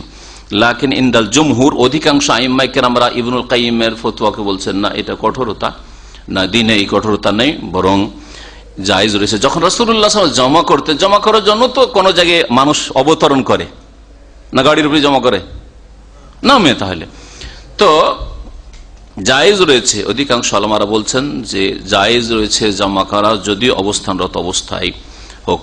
ও আম্মা মাযহাব আবু হানিফা, ভাষ্যকার বলছেন যে ইমাম আবু হানিফার যে মাযহাব যে শুধু জামা সুরি চলবে, যোহরের শেষ ওয়াক্তে, আসরের আউয়াল ওয়াক্তে, মাগরিবের শেষ ওয়াক্তে, এশার আউয়াল ওয়াক্তে, আর যোহরের টাইমে আসর চলবে না, আসরের টাইমে এই জমা চলবে না তাদের কাছে। ভাষ্যকার বলছেন ফালা তানসুরহু সুনানুস সাহিহা, সহিহ সুন্নাত সহিহ হাদিস তা এই মতের সাহায্য করে না, সমর্থন করে না, অর্থাৎ এই ফতোয়া ঠিক নয়, বরং ফতোয়া এটাই ঠিক যে আল্লাহ পাক দিনের ক্ষেত্রে জমা করার ক্ষেত্রে সহজ করেছেন। ওয়ান জাবির রাদিয়াল্লাহু আনহু قال قال رسول الله صلى الله عليه وسلم خير امتي الذين اذا اساءوا استغفروا واذا سافروا قصروا وافطروا اخرجه الطبراني في الاوسط باسناد ضعيف وهو في مراسيل سعيد بن المسيب عند البيهقي مختصرا। জাবির রাদিয়াল্লাহু তাআলা আনহু থেকে বর্ণিত, তিনি বলছেন যে রাসূলুল্লাহ সাল্লাল্লাহু আলাইহি ওয়াসাল্লাম বলেছেন, খায়রু উম্মতি, আমার উম্মতের শ্রেষ্ঠ ব্যক্তি ওই সব লোকেরা, ইযা আসাউ আল্লাযীনা ইযা আসাউ, যারা গুনাহ করলে, ভুল করে দিলে, পাপ করলে কি করে, ইস্তিগফারু, তওবা ইস্তিগফার করে। উত্তম উম্মতকে যারা ভুল করলে সাথে সাথে দ্রুত তওবা করেন, তওবাই বিলম্ব না করে যত জলদি তওবা করবেন তত ভালো মানুষ আপনি। এটা ভালো লক্ষণ আপনার ঈমান। ভুল হয়ে গেছে কিন্তু সাথে সাথে টের পেয়েছেন যে ভুল হয়েছে, তাহলে ভুলের উপর অটল থাকবেন না, সাথে সাথে তওবা ইস্তিগফার করছে। এই লক্ষণ যদি কোনো ভাইয়ের মধ্যে থাকে, বোনের মধ্যে থাকে, এটা ভালো জিনিস। ভুল হতে পারে, ভুল মানুষের হবে না, মানুষ ফেরেশতা নয়, কিন্তু ভুল হওয়ার সাথে সাথে তওবা করা, এটা হচ্ছে খুব ভালো গুণ। আমার উম্মতের ভালো লোক নবী সাল্লাল্লাহু আলাইহি ওয়াসাল্লাম বলছেন। এই মর্মে হাদিস জয়ীফ হইলেও কোরআনে কারীমের আয়াত রয়েছে। হ্যাঁ, তওবা কার কবুল হয়? যারা গুনাহ করে সুম্মা ইয়াতুবুনা মিন করিব, আল্লাহ বলছেন সাথে সাথে তওবা করে। মিন করিব মানে দ্রুত তওবা করে। গুনাহ হয়ে গেল আর তারপরে চলতে আছে, আরো কয়েক গুনাহতে আল্লাহ ফেলে দিতে পারেন। হ্যাঁ, শয়তান গোমরাহ করতে পারে। এক গুনাহ বহু গুনাহকে ডেকে নিয়ে আসে। এক মিথ্যাকে ঢাকার জন্য বহু মিথ্যা যেমন লাগে, তেমন এক গুনাহ বহু গুনাহকে মানুষের জীবনে ডেকে নিয়ে আসে। এই জন্য বিলম্ব করবেন না, সাথে সাথে তওবা করে নেবেন। শয়তান নিরাশ হয়ে যাবে, একে গুনাহ করে লাভ নাই, গুনাহ করলাম তো এত, আল্লাহর সামনে কাঁদলো যে ওর নেকি গুনাহ চেয়ে বেশি হয়ে গেছে, তাই না? শয়তান নিরাশ হয়ে যাবে, তখন আপনার পিছনে আর পড়বে না, শয়তান কম পড়বে, তখন অন্যকে তলাশ করবে, দেখি আর কাউকে জাহান্নামে নিয়ে যাওয়া যায়। ওয়াইদা সাফারু কাসারু, আর যখন সফর করে তখন তারা কসর করে। মানে আমার উম্মতের শ্রেষ্ঠ উম্মত কারা? যারা সফর করলে কসর করে। কসর করা উত্তম, সুন্নাতে মুআক্কাদা, এতে কোনো ইখতিলাফ নেই কমপক্ষে।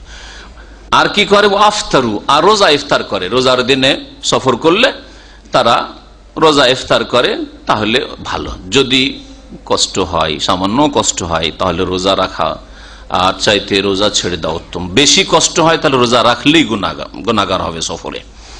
আর এমনি যদি আরামদায়ক সফর হয় তাহলে রোজা রাখা জায়েজ রয়েছে। নবী সাল্লাল্লাহু আলাইহি ওয়াসাল্লামের সাহাবীরা কেউ রোজা রাখতেন আর কেউ রোজা রাখতেন না সফরে। কেউ কারো উপর তিরস্কার করতেন না, কেউ কাউকে তিরস্কার করতেন না, এই মর্মে হাদিস রয়েছে। এই হাদিস ইমাম তাবরানী বর্ণনা করেছেন তার আউসাতে। ইমাম তাবরানীর 3টি কিতাব রয়েছে, আল মুজামুল কবির, আল মুজামুল আউসাত, আল মুজামুল সাগীর। মুজামুল আউসাত যেটা মধ্য ধরনের কিতাব রয়েছে সেই কিতাবে, কিন্তু সনদ হচ্ছে যঈফ, দুর্বল। ওয়া ফি মারাসিল সাঈদ বিন মুসাইয়িব, আর এটা ইমাম সাঈদ বিন মুসাইয়িব প্রখ্যাত তাবেঈর মারাসিলেও রয়েছে। ইনদাল বাইহাকী, বাইহাকীতে সংক্ষিপ্ত। ইমাম ইবনুল কাইয়িম রাহমাতুল্লাহ আলাইহি বলছেন যে রাসূলুল্লাহ সাল্লাল্লাহু আলাইহি ওয়াসাল্লাম জীবনে কোনদিন 4 রাকাত বিশিষ্ট নামাজ সফরে পুরা পড়েননি। লাম ইয়াসবুত আনহু সাল্লাল্লাহু আলাইহি ওয়াসাল্লাম আনহু আতাম্মা রুবাইয়াতা ফিস সাফারি আলবাত্তাতা, সফরে 4 রাকাত বিশিষ্ট নামাজকে 4 পড়েছেন সফরে, এটা নবী সাল্লাল্লাহু আলাইহি ওয়াসাল্লাম কখনো করেননি। যখন সব সময় করেছেন, নবী সাল্লাল্লাহু আলাইহি ওয়াসাল্লাম কোন আমল যদি সব সময় করেন তাহলে সেটা সুন্নাতে মুআক্কাদা, সেটা ফরজ ওয়াজিব হওয়ার জন্য যথেষ্ট নয়। এই জন্য ফজরের সুন্নাত সুন্নাতে মুআক্কাদা, বেতর সুন্নাতে মুআক্কাদা, আর সুন্নাতে রাতে বাকি জোহরের সুন্নাত, মাগরিবের সুন্নাত, এশার সুন্নাত, এগুলি সুন্নাতে রাতেবা।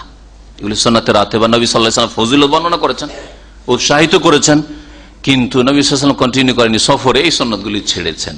যেন এগুলিকে বলে সুন্নাতে রাতে বলা হয়, সুন্নাতে মুআক্কাদা, মানে তাগিদ রয়েছে, তাগিদ করেননি রাসূলুল্লাহ সাল্লাল্লাহু আলাইহি ওয়াসাল্লাম। এখন রোগী ব্যক্তির নামাজ সম্পর্কে হাদিস দেখেন। ওয়ান ইবনে আবি হুসাইন রাদিয়াল্লাহু আনহু قال কানাত বি বাওয়াসির ফাসালতু নবী সাল্লাল্লাহু আলাইহি ওয়াসাল্লাম ফাকালা সাল্লি কাইমান ফাইন লাম তাসতাতি ফাকাইদান ফাইন লাম তাসতাতি ফাআলা জামবিন, রাহুল বুখারী। ইমরান বিন হুসাইন রাদিয়াল্লাহু তাআলা আনহু থেকে বর্ণিত, তিনি বলছেন যে আমাকে বাওয়াসির ছিল, অর্শ রোগ ছিল। অর্শ কে বুঝেন? পাইলস বেরিয়ে আসে, আর এটা যদি আর একটু বেশি বেড়ে যায় তো ব্লিডিং হয়, তো একে বাওয়াসির বলা হয়। বাসুরের বহুবচন, বাসুরাতুন। ফাসালতু নবী সাল্লাল্লাহু আলাইহি ওয়াসাল্লাম আনিস সালাত, তখন আমি নবী সাল্লাল্লাহু আলাইহি ওয়াসাল্লামকে জিজ্ঞেস করলাম নামাজ সম্পর্কে, যে আমাকে নামাজ পড়তে কষ্ট হয়, নামাজে দাঁড়িয়ে থাকতে অথবা কষ্ট হয়, তো নামাজে কি করব আমি, নামাজ আমার বাওয়াসির রয়েছে। ফাকালা, তখন নবী সাল্লাল্লাহু আলাইহি ওয়াসাল্লাম সাল্লি কায়মান, যথাসাধ্য দাঁড়িয়ে নামাজ পড়ো। ফরজ নামাজ যদি কেউ দাঁড়িয়ে পড়তে পারে তো বসে নামাজ জায়েজ হবে না। শুনে রাখেন ফরজ নামাজ সম্পর্কে। আর সুন্নত নামাজ, ফরজ ছাড়া অন্য কোন নামাজ যদি দাঁড়িয়ে পড়তে পারে বসে জায়েজ, কিন্তু নেকি অর্ধেক হবে। নেকির ক্ষেত্রে এত কি অনীহা যে আপনি পড়বেন 2 রাকাত, নেকি নেবেন 1 রাকাতের? যে এশার নামাজের পরে খোঁড়া লেকের মতো বসে বসে নামাজ পড়েন মসজিদে নফল, কেন 2 রাকাত পড়বেন? আল্লাহকে বলছেন আল্লাহ 2 রাকাতে নেকির অত আমার প্রয়োজন নেই, অত নেকি করবো কি, পয়সার দরকার আমার, তবে নেকি আমার 1 রাকাতের হইলেই হয়, তাই না? কেন এরকম করবেন? হ্যাঁ, তবে প্রয়োজনে জায়েজ রয়েছে। যখন দেখছেন যে আমি বেশ লম্বা নামাজ পড়ে ক্লান্ত হয়ে গেছি, রাতের নামাজ দীর্ঘক্ষণ পড়ছেন, কিছুটা বসে পড়ি, তো জায়েজ রয়েছে। কিন্তু এইভাবে আপনি লোকজনের সামনে এই বসে নামাজ, নবী সাল্লাল্লাহু আলাইহি ওয়াসাল্লাম দীর্ঘ তাহাজ্জুদ পড়ার পরে ক্লান্ত হয়ে যেতেন, বেতর পড়ার পরে 2 রাকাত বসে পড়তেন। এশার পরে পরেই বেতর পড়লেন আর বসে নামাজ নফল পড়লেন, কখনো জীবনে নবী সাল্লাল্লাহু আলাইহি ওয়াসাল্লাম করেননি। তাহলে এটা সুন্নাত নয়। এই মসজিদে এশার পরে পরেই নফলে 2 রাকাত বসে পড়া, এটা সুন্নাত নয়। সুন্নাত হচ্ছে তাহাজ্জুদ গুজার লোক তাহাজ্জুদ পড়েছে দীর্ঘ সময় ধরে, আর তারপরে ক্লান্ত ভাবছে 2 রাকাত নামাজ পড়ি। আর নবী সাল্লাল্লাহু আলাইহি ওয়াসাল্লাম যখন পড়েছেন, আমিও বেতরের পরে 2 রাকাত নামাজ পড়ি, বসে পড়তে পারে, তার জন্য সুন্নাত, তার জন্য জায়েজ। তুমি দাঁড়িয়ে নামাজ পড়ো। ফাইন লাম তাস্তাতে ফাকায়দান, যদি না পারো দাঁড়িয়ে নামাজ পড়তে তাহলে বসে নামাজ পড়ো। ফাইন লাম তাস্তাতে, বসেও যদি নামাজ না পড়তে পারো, ফাআলা জামবিন, তাহলে শুয়ে নামাজ পড়ো। জামবিন মানে কাত, হ্যাঁ জাম বলা হয় এই সাইড গুলোকে। এটা হচ্ছে একটা জাম, আল জাম্বুল আইমান, এটা হচ্ছে জাম্বুল আইসার, হ্যাঁ বাম দিক ডান দিক, ডান দিক আর বাম দিক। রাহুল বুখারী, ইমাম বুখারী রাহমাতুল্লাহি আলাইহি হাদিসটা বর্ণনা করেছেন। অসুস্থ ব্যক্তির নামাজ কতক্ষণ পর্যন্ত ফরজ থাকে, এই মর্মে 2টি মত রয়েছে। কোনটা ঠিক, 2টি মত জানার পরে যেটা কোরআন হাদিসের কাছাকাছি সেটা আমরা নেব। ভাষ্যকার বলছেন যে মাযহাব জমহুরিল উলামা, অধিকাংশ উলামাদের মত হচ্ছে আন্নাস সালাতা লা তাসকুতু মা দামাল আকলু সাবিতান, যতক্ষণ পর্যন্ত হুঁশ আছে, জ্ঞান আছে, ততক্ষণ পর্যন্ত নামাজ মাফ নেই, ততক্ষণ নামাজ মাফ। যুদ্ধের ময়দানে নামাজ মাফ নেই। নবী সাল্লাল্লাহু আলাইহি ওয়াসাল্লাম যুদ্ধের ময়দানে সালাতুল খৌফ পড়েন নাই, কোরআনে কারীম আয়াত নাযিল করেন নাই আল্লাহ পাক যে সালাতুল খৌফ কেমনে পড়তে হবে।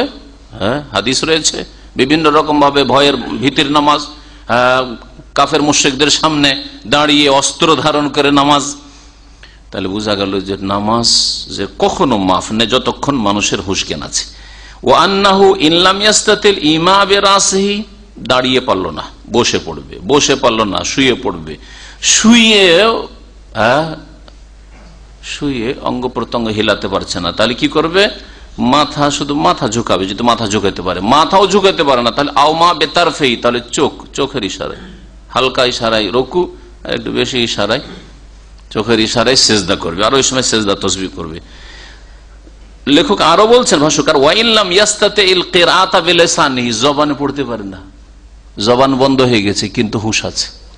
হয় এরকম, ব্রেন স্ট্রোক হলে সবকিছু বুঝতে পারছে কিন্তু জবান খুলে না, কথা বলতে পারে না, বলতে পারে না।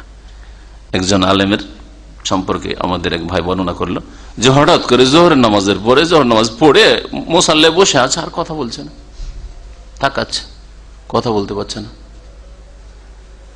তারপরে ঝরঝর করে চোখ দিয়ে পানি আসে, কান্না করছে। উনি ভিতরে বুঝতে পারছেন যে আমি কিন্তু অসুস্থ হয়ে পড়েছি আর আমি কথা বলতে পারছি না, কিন্তু লোকেরা আশেপাশে বুঝতে পারছেন তসবিহ করছে হয়তো বসে বসে, না ঝরঝর করে চোখ দিয়ে পানি বেরোচ্ছে। তো এটা হয় ব্রেন স্ট্রোক হলে বা যে মস্তিষ্কে রক্তক্ষরণ হলে।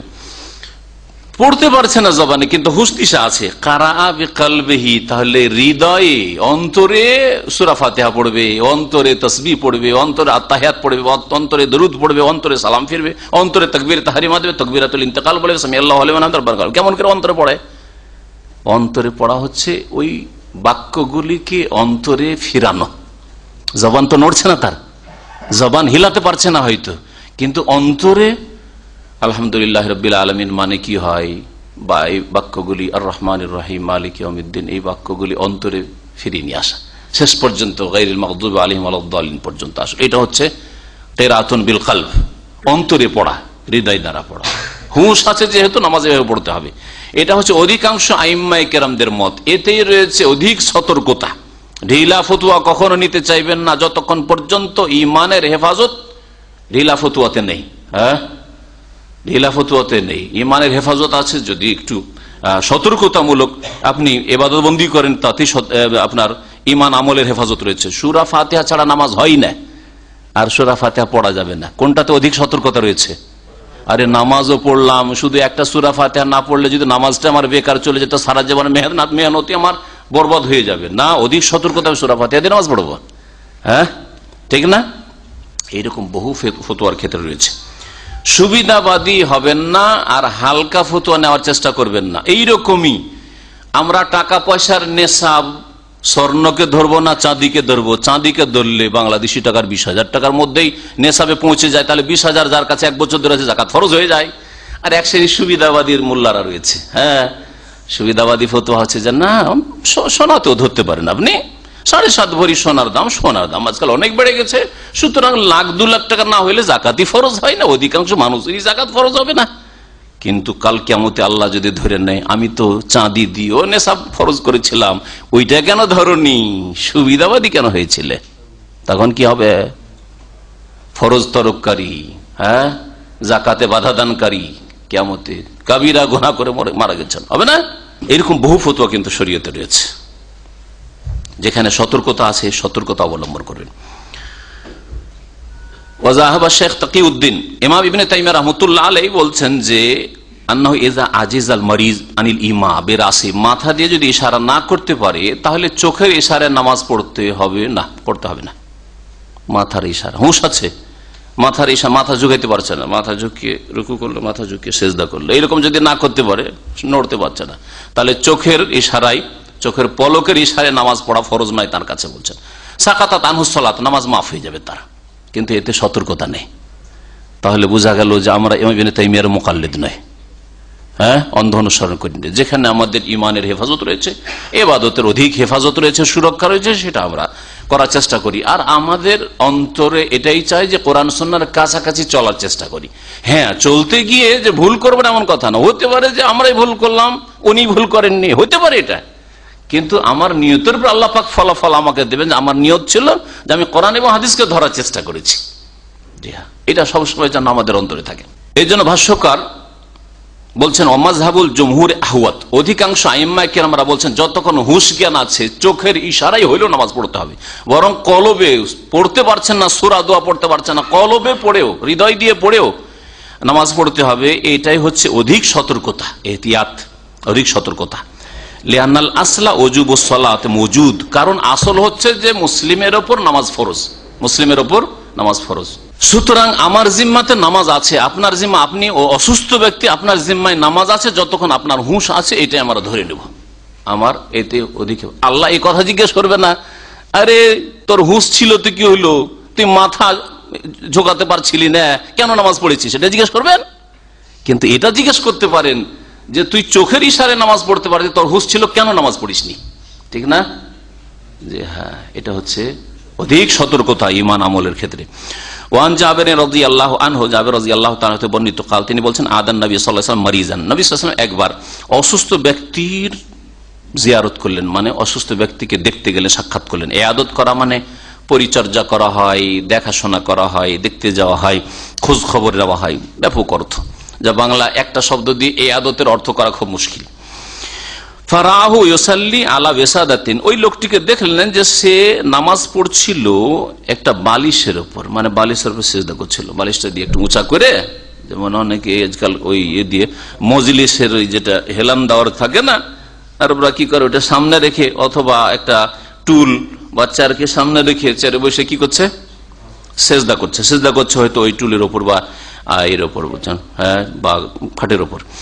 ফারামা বিহা, নবী সাল্লাল্লাহু আলাইহি ওয়াসাল্লাম ওর বালিশটাকে চালিয়ে ফেলে দিলেন, সরাই দিলেন। ওয়াকাল, আর বললেন সাল্লি আলাল আরদ ইন ইসতাতা, যদি পারো তুমি জমিনের উপর নামাজ পড়ো, মাটিতে নিচে নামাজ পড়ো।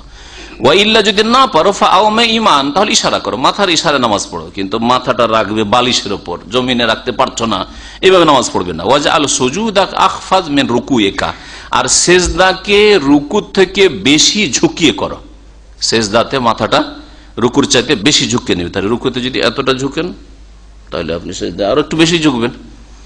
যেহেতু রুকুর চাইতে, যে দাঁড়ানো ব্যক্তি রুকুর চাইতে বেশি ঝুঁকে সেজদাতে, সেজন্য বেশি ঝুঁকবেন। তাতে বোঝা যায় যে আপনি সেজদা করছেন এখন রাহুল বা এমনিও, যাতে আপনার ওইভাবে নামাজটা আদায় হয়। রাহুল বাইহাকি, ইমাম বাইহাকি হাদিসটা বর্ণনা করেছেন। ইমাম আবু হাতেম হাদিসটাকে মওকুফ বলেছেন, মানে এটা নবী সাল্লাল্লাহু আলাইহি ওয়াসাল্লামের ঘটনা তাইলে নয়, জাবেরের ঘটনা। আল্লাহু আলাম। ওয়ান আয়েশা রাদিয়াল্লাহু আনহা قالت রাআইতু নবী সাল্লাল্লাহু আলাইহি ওয়াসাল্লাম ইউসাল্লি মুতারাব্বিয়ান, রাওয়াহু আন-নাসাই ওয়া সাহাহুল হাকিম। এই হাদিসের আগে শুধু একটা কথা বলি। হাদিসের যে ব্যাখ্যাটা হলো যে এতে নবী করিম সাল্লাল্লাহু আলাইহি ওয়াসাল্লাম বালিশের উপরে সিজদা করতে নিষেধ করলেন, বরং ইশারা, মাথার ইশারা মানে মাথা ঝুঁকিয়ে নামাজ পড়তে বললেন। এই হাদিস দ্বারা যেটা বুঝতে পারলাম সেটা হচ্ছে যে এইরকম কোন উঁচা জায়গাতে সেজদা করবেন না, যদি আপনি মাটিতে সেজদা না করতে পারেন তাহলে কোনো কিছু রেখে সেজদা করা নয়, বরং মাথা ঝুঁকাবেন, সেটাই হবে আপনার সেজদা।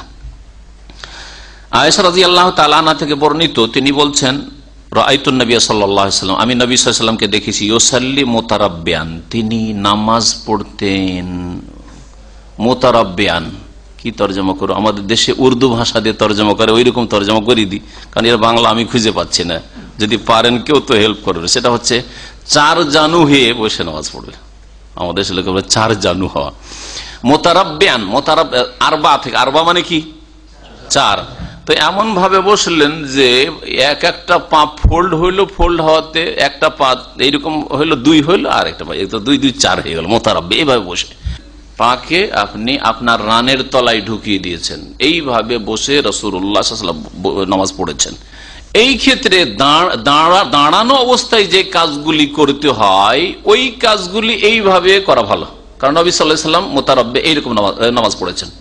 তো দাঁড়িয়ে আপনি ধরেন সূরা ফাতিহা করেন, তাই না? আর কি করেন? দাঁড়ানো অবস্থায় রুকু করেন। তাহলে দাঁড়ানো অবস্থায় সূরা ফাতিহা পড়া অবস্থায় আর রুকুর অবস্থায় এইভাবে বসবেন, ঠিক আছে?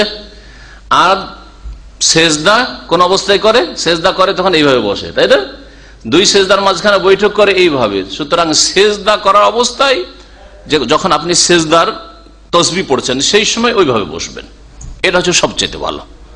তাহলে আপনার বৈঠকে বোঝাও যাবে যে আপনি এখন দাঁড়ানো অবস্থায়, মানে আপনি সূরাতে আছেন, রুকুতে আছেন, নাকি আপনি আছেন বৈঠকে আত্তাহিয়াতে আছেন, দুরূদ পড়ছেন, অথবা আপনি সেজদার অবস্থায় আছেন ইত্যাদি। আল্লাহু আলাম। তবে এইরকমও নামাজ পড়া জায়েজ রয়েছে, এইভাবে নামাজ পড়া জায়েজ রয়েছে। আর প্রসিদ্ধ হচ্ছে যে ওইভাবে পড়া, ওইটাই সাধারণ মানুষ, যারা সুস্থ মানুষ এইভাবে নামাজ পড়বে, পাকে পিছন দিকে করে, ওটাও পা মড়িয়ে, পা মোড়ানো ওতেও থাকছে, কিন্তু পা পিছন দিকে থাকছে, আর এটা পা গুলি কিসের? রানের তলায় থাকছে। জি হ্যাঁ, এটাকে মুতারাব্বি বলা হয়। জাওয়াজুস সালাতে কায়দান, বসে নামাজ পড়া জায়েজ। ফাইন কানা যালিকা ফি ফারজিন, ফরজ নামাজে যদি হয়, যে কথাটা এর আগে বলেছি, ফালা ইয়াকুনা ইনদাল আজজি আনিল কিয়াম, যে ব্যক্তি দাঁড়াতে পারছে না অথবা দাঁড়ানো তার জন্য কষ্টকর, আও আবিল মাশাক্কা, তাহলে দাঁড়াতে পারছে না সেই শুধু বসে পড়বে নয়, দাঁড়াতে যদি কষ্ট হয়, দাঁড়িয়ে নামাজ পড়া খুব কষ্ট হচ্ছে, কষ্ট হলেই আসান, তখন বসে নামাজ পড়া জায়েজ ফরজে। ওয়াইন কানা ফি নাফলিন, আর যদি নফলে, মানে ফরজ ছাড়া সুন্নত, বেতর, নফল যে কোনো নামাজ হোক, ফাজায়েজুন হাত্তা মাল কুদরাতে আলাল কিয়াম, যদিও দাঁড়িয়ে নামাজ পড়তে সক্ষম, বসে নামাজ পড়া জায়েজ। ইল্লা আন্নাহু ইযা কানা বিদুনে উযরিন, ওযরবিহীন যদি বসে বসে নামাজ পড়েন, ফাআজরুহু আলা নিসফি মিন সালাতিল কায়েম, তো দাঁড়িয়ে নামাজ পড়া লোকের চাইতে কি হবে? অর্ধেক কমে যাবে, অর্ধেক নেকি পাবেন আপনি। ওয়াইন কানা মিন উযরিন, আর ওজরে যদি হয়, বসে নামাজ পড়ছেন, কারণ বসে নামাজ পড়ছেন কোন নামাজ? সুন্নত নামাজ বা ফরজ নামাজ দাঁড়িয়েই পড়তেন, কিন্তু বসে পড়ছেন। আপনার মনের কামনা যে আল্লাহ যদি সুস্থ থাকতাম তো ফরজটাও দাঁড়িয়ে পড়তাম আর সুন্নতও দাঁড়িয়ে পড়তাম, হ্যাঁ, তাহলে পুরা নেকি পাবেন আপনি, কারণ আপনার নিয়ত আছে যে আমি পারছি না বলে বসে নামাজ পড়ছি, এই সুন্নত নামাজ বা বেতন নামাজ। বলছেন ওই কথাই যে যদি ওজরের কারণে সুন্নত নামাজ, নফল নামাজ বসে পড়ে, ফাআজরুহু তাম্মুন, তাহলে পুরা নেকি পাবে ইনশাআল্লাহ। তারপর ভাষ্যকার বলছেন যে এই হাদিস থেকে জানতে পারলাম যে নামাজের বৈঠক যে কোনো ভাবে করা যেতে পারে, এইভাবে করা যেতে পারে, এইভাবে করা যায়। এইভাবে যে কেউ যদি আত্মাহাত পড়ে তো সে নাজায়েজ কাজ করেনি, জায়েজ রয়েছে সুস্থ অবস্থাতেও। ইয়াজুজুল জুলুস ফি সলাতে আলা আইয়াতি জালসাতিন কানাত মিনাল জালসাতিল মাশরুআ, যে কোনো ভাবে বসা যেতে পারে, বসে নামাজ পড়া যেতে পারে। লাকিনাল আফজাল আন ইয়াকুনা মুতারাব্বিয়ান ফি মাওযিল কিয়াম, দাঁড়ানো অবস্থায়, মানে দাঁড়ানোর সময় যে দোয়াগুলি পড়েন, যেমন সূরা ফাতিহা, তারপরে রুকু, এই অবস্থাগুলিতে মোতারাব এইরকম বসবেন, যেমন এই ভাই বসে আছেন। ও মুফতারিশান, আর বিছিয়ে বসবেন, ফি মাওযিল জুলুস, আর বসার জায়গায় যখন আত্তাহিয়াত পড়ছেন অথবা সেজদা করছেন ওই সময়গুলোতে ওইভাবে বসবেন যেভাবে আমাদের অন্য ভাইরা বসে আছে। ওয়াসসালাতু মুতারাব্বিয়ান হিয়াল্লাতী যাকারাত আয়েশা, আয়েশা রাদিয়াল্লাহু তাআলা আনহা শুধু এই অবস্থাটি বর্ণনা করেছেন, কারণ নবী সাল্লাল্লাহু আলাইহি ওয়াসাল্লাম ওইভাবে নামাজ পড়তে দেখেছেন, আর নবী সাল্লাল্লাহু আলাইহি ওয়াসাল্লামকে নামাজ পড়তে এইভাবে বাড়িতেই দেখেছেন, তো নবী সাল্লাল্লাহু আলাইহি ওয়াসাল্লাম এইভাবেও নামাজ পড়েছেন। এখানে আমাদের অসুস্থ ব্যক্তির নামাজ, মুসাফিরের নামাজ আর নামাজ জমা করা, এই বিষয়গুলি শেষ হলো।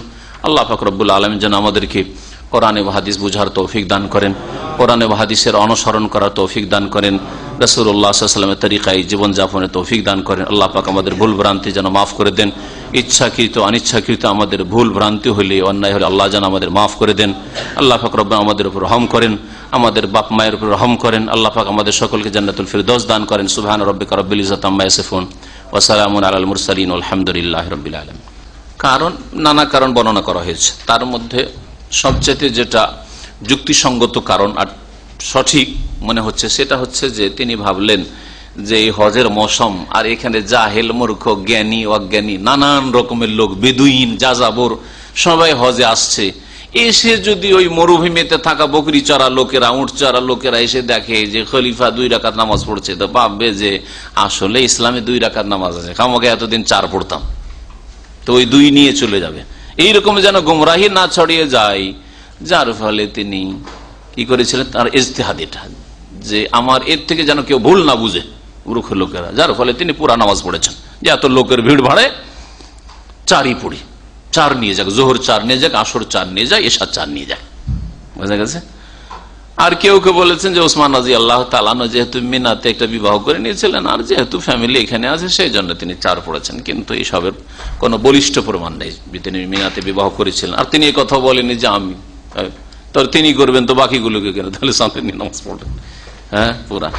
তারপরে মুসাফির যদি তার সাথে ফ্যামিলি থাকে, তারপর মুসাফির, এই মাসলা এখানে আলোচনা হয়নি। এক কথা মনে হয়, মুসাফির যদি সফরে থাকে, তার সাথে ফ্যামিলিও থাকে, তারপরে সে মুসাফির। কিছু কিছু ওলামারা বলেছে স্ত্রী থাকলে তো আরাম, খেদমত করছে, রান্না করতে করে দিচ্ছে, অসুবিধা কি, কেন পুরানো না, শ্বশুর বাড়ি গেছেন, কেউ কেউ এরকম ফতোয়া দেয়, শ্বশুর বাড়ি গেছেন, নিজের বাড়ির মতো খাচ্ছেন, থাকছেন, বড় বাড়ির চাইতে বেশি আরামে খাচ্ছেন, হ্যাঁ, তো ওইখানে কেন কসর, ওইখানে কসর করেন। মুসাফির 80 কিলোমিটার দূরত্ব হয়ে গেছে শ্বশুর বাড়ি, তাহলে ওখানে আপনি কসর করেন, যদি আপনার সাথে স্ত্রী আছে, এটাই ঠিক, আপনি মুসাফির। জি, নবী করিম সারা জীবন রফুল এদেন করেছেন। যারা রফুল এদেনকে অস্বীকার করেছে, একটা বাহানা বানিয়ে এনেছে মনসুক রোহিত, রোহিতের কোনো দলিল নেই। রোহিত হয় আল্লাহ বলবেন, না রসুল বলবেন, না হয় সাহাবিরা বলবেন যে আমরা আগে করতাম এখন করি না, এরকম একটি হাদিস নেই, যার ফলে রফুল এদেন মনসুখ নাই। এটা হানাফিদের বড় বড় ওলামা, শাহুল মুহাদ্দিস দেহলভির মতো, তারপরে সিন্ধি যে মদিনার মুহাদ্দিস, হানাফি মুহাদ্দিস, তাদের মতো এরকম বহু ওলামারা। এখন দেওবন্দের পাশে সাহারানপুর যে মজাহের বড় মাদ্রাসা আছে, সেখানকার যে শেখ ইউনুস সাহেব আছেন, শেখুল হাদিস, তার মতো লোক, তিনি সূরা ফাতিহা পড়েন। তার ছাত্ররা, আমার অনেক বন্ধুরা আছে, ওরা বলে যে আমাদের শেখ বলতেন, শেখ ইউনুস সাহেব, অথচ দেওবন্দের পরে বড় মাদ্রাসা, মানে দেওবন্দের মতো বড় মাদ্রাসা, তো বলছে আমাদের শেখ বলতেন যে मैं সূরা ফাতিহা পড় लेता हूं, কারণ এতে আমার সতর্কতা রয়েছে। মানুষ সবসময় নিজেকে সেভ করে চলবে, দুনিয়ার ক্ষেত্রে সেভ চলছেন। রাতের অন্ধকারে 5000 রিয়াল পকেটে থাকলে যাত্রার গাড়িতে চাপছেন না আপনি, হ্যাঁ, না রে আজকে হেঁটে যাবো না, পকেটে টাকা আছে, ভাই একটু পৌঁছে দেন তো বাসা, হ্যাঁ, আমরাও করি যে আজকে পকেটে টাকা আছে, চলো গাড়িতে চড়িয়ে যায়, না তো এমনি হেঁটেই যেতাম, ঠিক না? তাহলে দুনিয়ার ক্ষেত্রে এত সেভ চলাফেরার চেষ্টা করি, আর নামাজটাকে সেভ করবেন না আপনি? নামাজটা আসল ইমান, আপনার আমল। ইসলামী ব্যাংক অন্য ব্যাংকের চাইতে তো ভালো, ইসলামী ব্যাংক অন্য ব্যাংকের চাইতে ভালো, পুরোপুরি যদি মুক্ত না হয়, আল্লাহ ভালো জানে। তাদের মধ্যেকারই অনেকে বলেছেন পুরোপুরি মুক্ত নাই, কিন্তু আমাদের নাই, আমার চাইতে কেন ভালো। তারপরে তারা বলছে যে আমরা শরিয়া ভিত্তিক করছি, এরপরে যদি তারা কোনো মিথ্যা আমাদের বিবৃতি দেয় বা ভুল বুঝায়, তাহলে তারা জবাবদিহি করবে। জায়েজ আছে। যদি আপনি দাম্মাম শহরে ঢোকার আগে কোনো জায়গায় ওয়াক্ত হয়ে গেছে, ভাবছেন এখানে গেলেও হয়তো নামাজ পড়তে পারে, আর জোহর পড়ছেন, তার সাথে আসর পড়ে নেন ওইখানে, তাহলে আর এখানে এসে পড়া লাগবে না। তবে যদি আপনি রাস্তাঘাটে বাইরে থাকেন, হ্যাঁ, মসজিদে সামিল হয়ে যাবেন। কোন মুসলিম নামাজ চলছে আর বাইরে বসে থাকবে, এটা জায়েজ নয় এভাবে, কারণ এতে ভুল বুঝবে মানুষ, ভুল বুঝবে। হয় আপনাকে হিন্দু মনে করবে, খ্রিস্টান মনে করবে, আর না হলে বলে যদি আপনি মার খামার দাড়িওয়ালা মানে আপনার মতো হয়তো কি রে দাড়িওয়ালা লোক নামাজ পড়ে না, বসে আছে, অথচ আপনি হয়তো রিয়াজের রোডে আপনি নামাজ পড়ে এসছেন। হ্যাঁ, না জায়েজ না, আপনি ঘরের ভিতরে বসেন। আর না হলে এইরকমই রোজার দিন পানাহারের ক্ষেত্রে বাইরে রাস্তাঘাটে হোটেলে খাবেন না। যদি আপনি দেখেন যে আমি সকাল 10টা-11টার সময় সফর থেকে আসলাম, আজকে রোজা রাখিনি, সফরে ছিলাম যেহেতু, তো আপনি লুকিয়ে খান, লোকের সামনে খাবেন না, যাতে ভুল না বুঝে মানুষ, আপনাকে ফাসিক না বলে, মুত্তাহাম না করে, অভিযুক্ত না হন, এক। আর 2 নম্বর কথা, অন্যরা বিভ্রান্ত না হয়, অমুককে খেতে দেখেছি আমি খেলাম তো ওই লুকি, আমি রোজা ছাড়লাম তো ওই লুকি, গোমরা হবে লোকে। নিশ্চিত কসর চলবে না। স্থানীয় ইমাম, ভাই জিজ্ঞেস করছেন যে স্থানীয় ইমাম মানে সে 4 পড়বে, তাহলে ইমাম যদি 4 পড়ে তার পেছনে কসর করা জায়েজ নয়, ইমামের অনুকরণ করতে হবে এই ক্ষেত্রে। জি, 2 ওয়াক্ত জমা করলে বেশি ব্যবধান যেন 2 নামাজের মাঝখানে না থাকে। 2 নামাজের মাঝখানে এই জন্য সুন্নত পড়া নবী সাল্লাল্লাহু আলাইহি ওয়াসাল্লাম থেকে প্রমাণ নেই। 2 নামাজের মাঝখানে যদি আস্তাগফিরুল্লাহ আস্তাগফিরুল্লাহ আল্লাহুম্মা তাসামিকা সালাম তাবারাক ইয়া যাল জালাল ওয়াল ইকরাম এতটুকু পড়ে ঠিক আছে। অথবা কারোর সাথে কোনো কথা বলে ইমামকে বলছেন 1 মিনিট এই করেন সেই করেন, একটা কিছু বললে একটা ভুল হয়েছে সেই জন্য, কিন্তু ওর মাঝখানে 10 মিনিট ইমাম সাহেব বক্তব্য শুরু করে দিল, তারপরে চলেন আসর জমা করি, এটা জায়েজ নয়, তাহলে জমা করা চলবে না।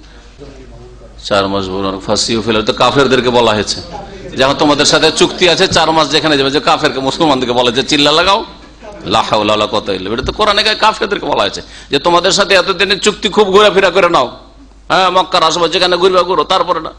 হ্যাঁ, তো বিষয় অন্যরকম, আসলে মূর্খামি এটা, জেহালত। আর এই 40 দিনের জন্য মুসা আলাইহিস সালাম গিয়েছিলেন, ওই জন্য বলছে এটা চিল্লা, আমরা ওখান থেকে দলিল পেশ করে, আল্লাহ হেদায়েত করে। তো যাই হোক, আর একটা যেটা জিজ্ঞেস করেছে বা বিষয় জিজ্ঞেস করেছে যে আমরা বুখারী মুসলিম মানি আর মুওয়াত্তা মালিক মানি না, এটা অজ্ঞতা, জেহালত, মিথ্যা অপবাদ, আর এটা জেহালত। প্রথম কথা, মুওয়াত্তা মালিকের অধিকাংশ হাদিসগুলি বুখারী মুসলিমে চলে এসেছে। মুওয়াত্তা মালিক কে কুতুবুস সিত্তা বা সিহাহ সিত্তা, আমাদের দেশের ভাষায় সিহাহ সিত্তাতে এই জন্য গণ্য করা হয়নি। অনেক ওলামারা বলেছেন 6 নম্বর কিতাব মুওয়াত্তা মালিক, ইবনে মাজাহ নয়, ইবনে মাজাহের জায়গায় মুওয়াত্তা মালিককে গণ্য করেছে। কিন্তু অধিকাংশ মুহাদ্দিসিনরা বলছেন যে না, মুওয়াত্তা মালিককে গণ্য করে তো লাভ নেই, মুওয়াত্তা মালিকের সবগুলি হাদিস প্রায় চলে এসছে বুখারী মুসলিমে। তাহলে এমন একটা হাদিসকে ওখানে শামিল করো 6টি প্রসিদ্ধ কিতাবে, যাতে অতিরিক্ত কিছু হাদিস আছে যেগুলো আবু দাউদে নাই, নাসাঈতে নাই, তিরমিজিতে নাই, ইবনে মাজাহতে বেশ কিছু নতুন হাদিস রয়েছে যেগুলো অন্যান্য কিতাব, বুখারী মুসলিমও নাই, অন্য কিতাবগুলি সুনানের কিতাবও নেই। এই জন্য কুতুবুস সিত্তা বা সিহাহ সিত্তা হচ্ছে, সিহাহ সিত্তা নয়, সূক্ষ্ম ভাষা। তারপরে দেশের ভাষায় বলছি, মাঝে মাঝে দেশের ভাষা মানুষের বুঝার উদ্দেশ্যে বলি, এটাকে বৈধ করার জন্য বলি না বা ঠিক বলার জন্য বলি না। বুখারী, মুসলিম, আবু দাউদ, নাসাঈ, তিরমিজি, ইবনে মাজাহ। ইবনে মাজাহের জায়গায় অনেক মুহাদ্দিসরা, সবাই নয় বা অধিকাংশ নয়, বরং কিছু মুহাদ্দিসরা মুওয়াত্তা মালিকের শামিল করেছে। মুওয়াত্তা মালিক আমরা পড়েছি এবং এর হাদিস আমাদের জানা আছে, ছোট্ট একটি কিতাব, তারপরে কিতাব ছোট, এই সাইজের কিতাব। তারাবি যে 11 রাকাত, এই হাদিস তো মুওয়াত্তা মালিকে রয়েছে সহিহ সনদে। হ্যাঁ, ওই হ্যাঁ, জিবরাইল আলাইহিস সালাম আম্মানি জিবরিল ইনদাল বাইতে, এই হাদিস মুওয়াত্তা মালিকে রয়েছে, এই হাদিস মুওয়াত্তা মালিক আছে যে বাইতুল্লাহর কাছে জিবরাইল আলাইহিস সালাম আমার ইমামতি করলেন আর আমি 2 দিন নামাজ পড়লাম তার পেছনে, এটাও মুওয়াত্তা মালিকে রয়েছে। তো এগুলো হচ্ছে মূর্খতা অথবা মিথ্যা অপবাদ, অজ্ঞতার কারণে বলা, আর না হইলে এগুলি হচ্ছে উদ্দেশ্যমূলক কথাবার্তা বলা। আল্লাহ পাক হিদায়াত সবাইকে দান করেন, আল্লাহ পাক অন্তরকে যেন বাঁকা না করে দেন। ও সাল্লাল্লাহু আলাইহি ওয়া সাল্লাম মুহাম্মদ।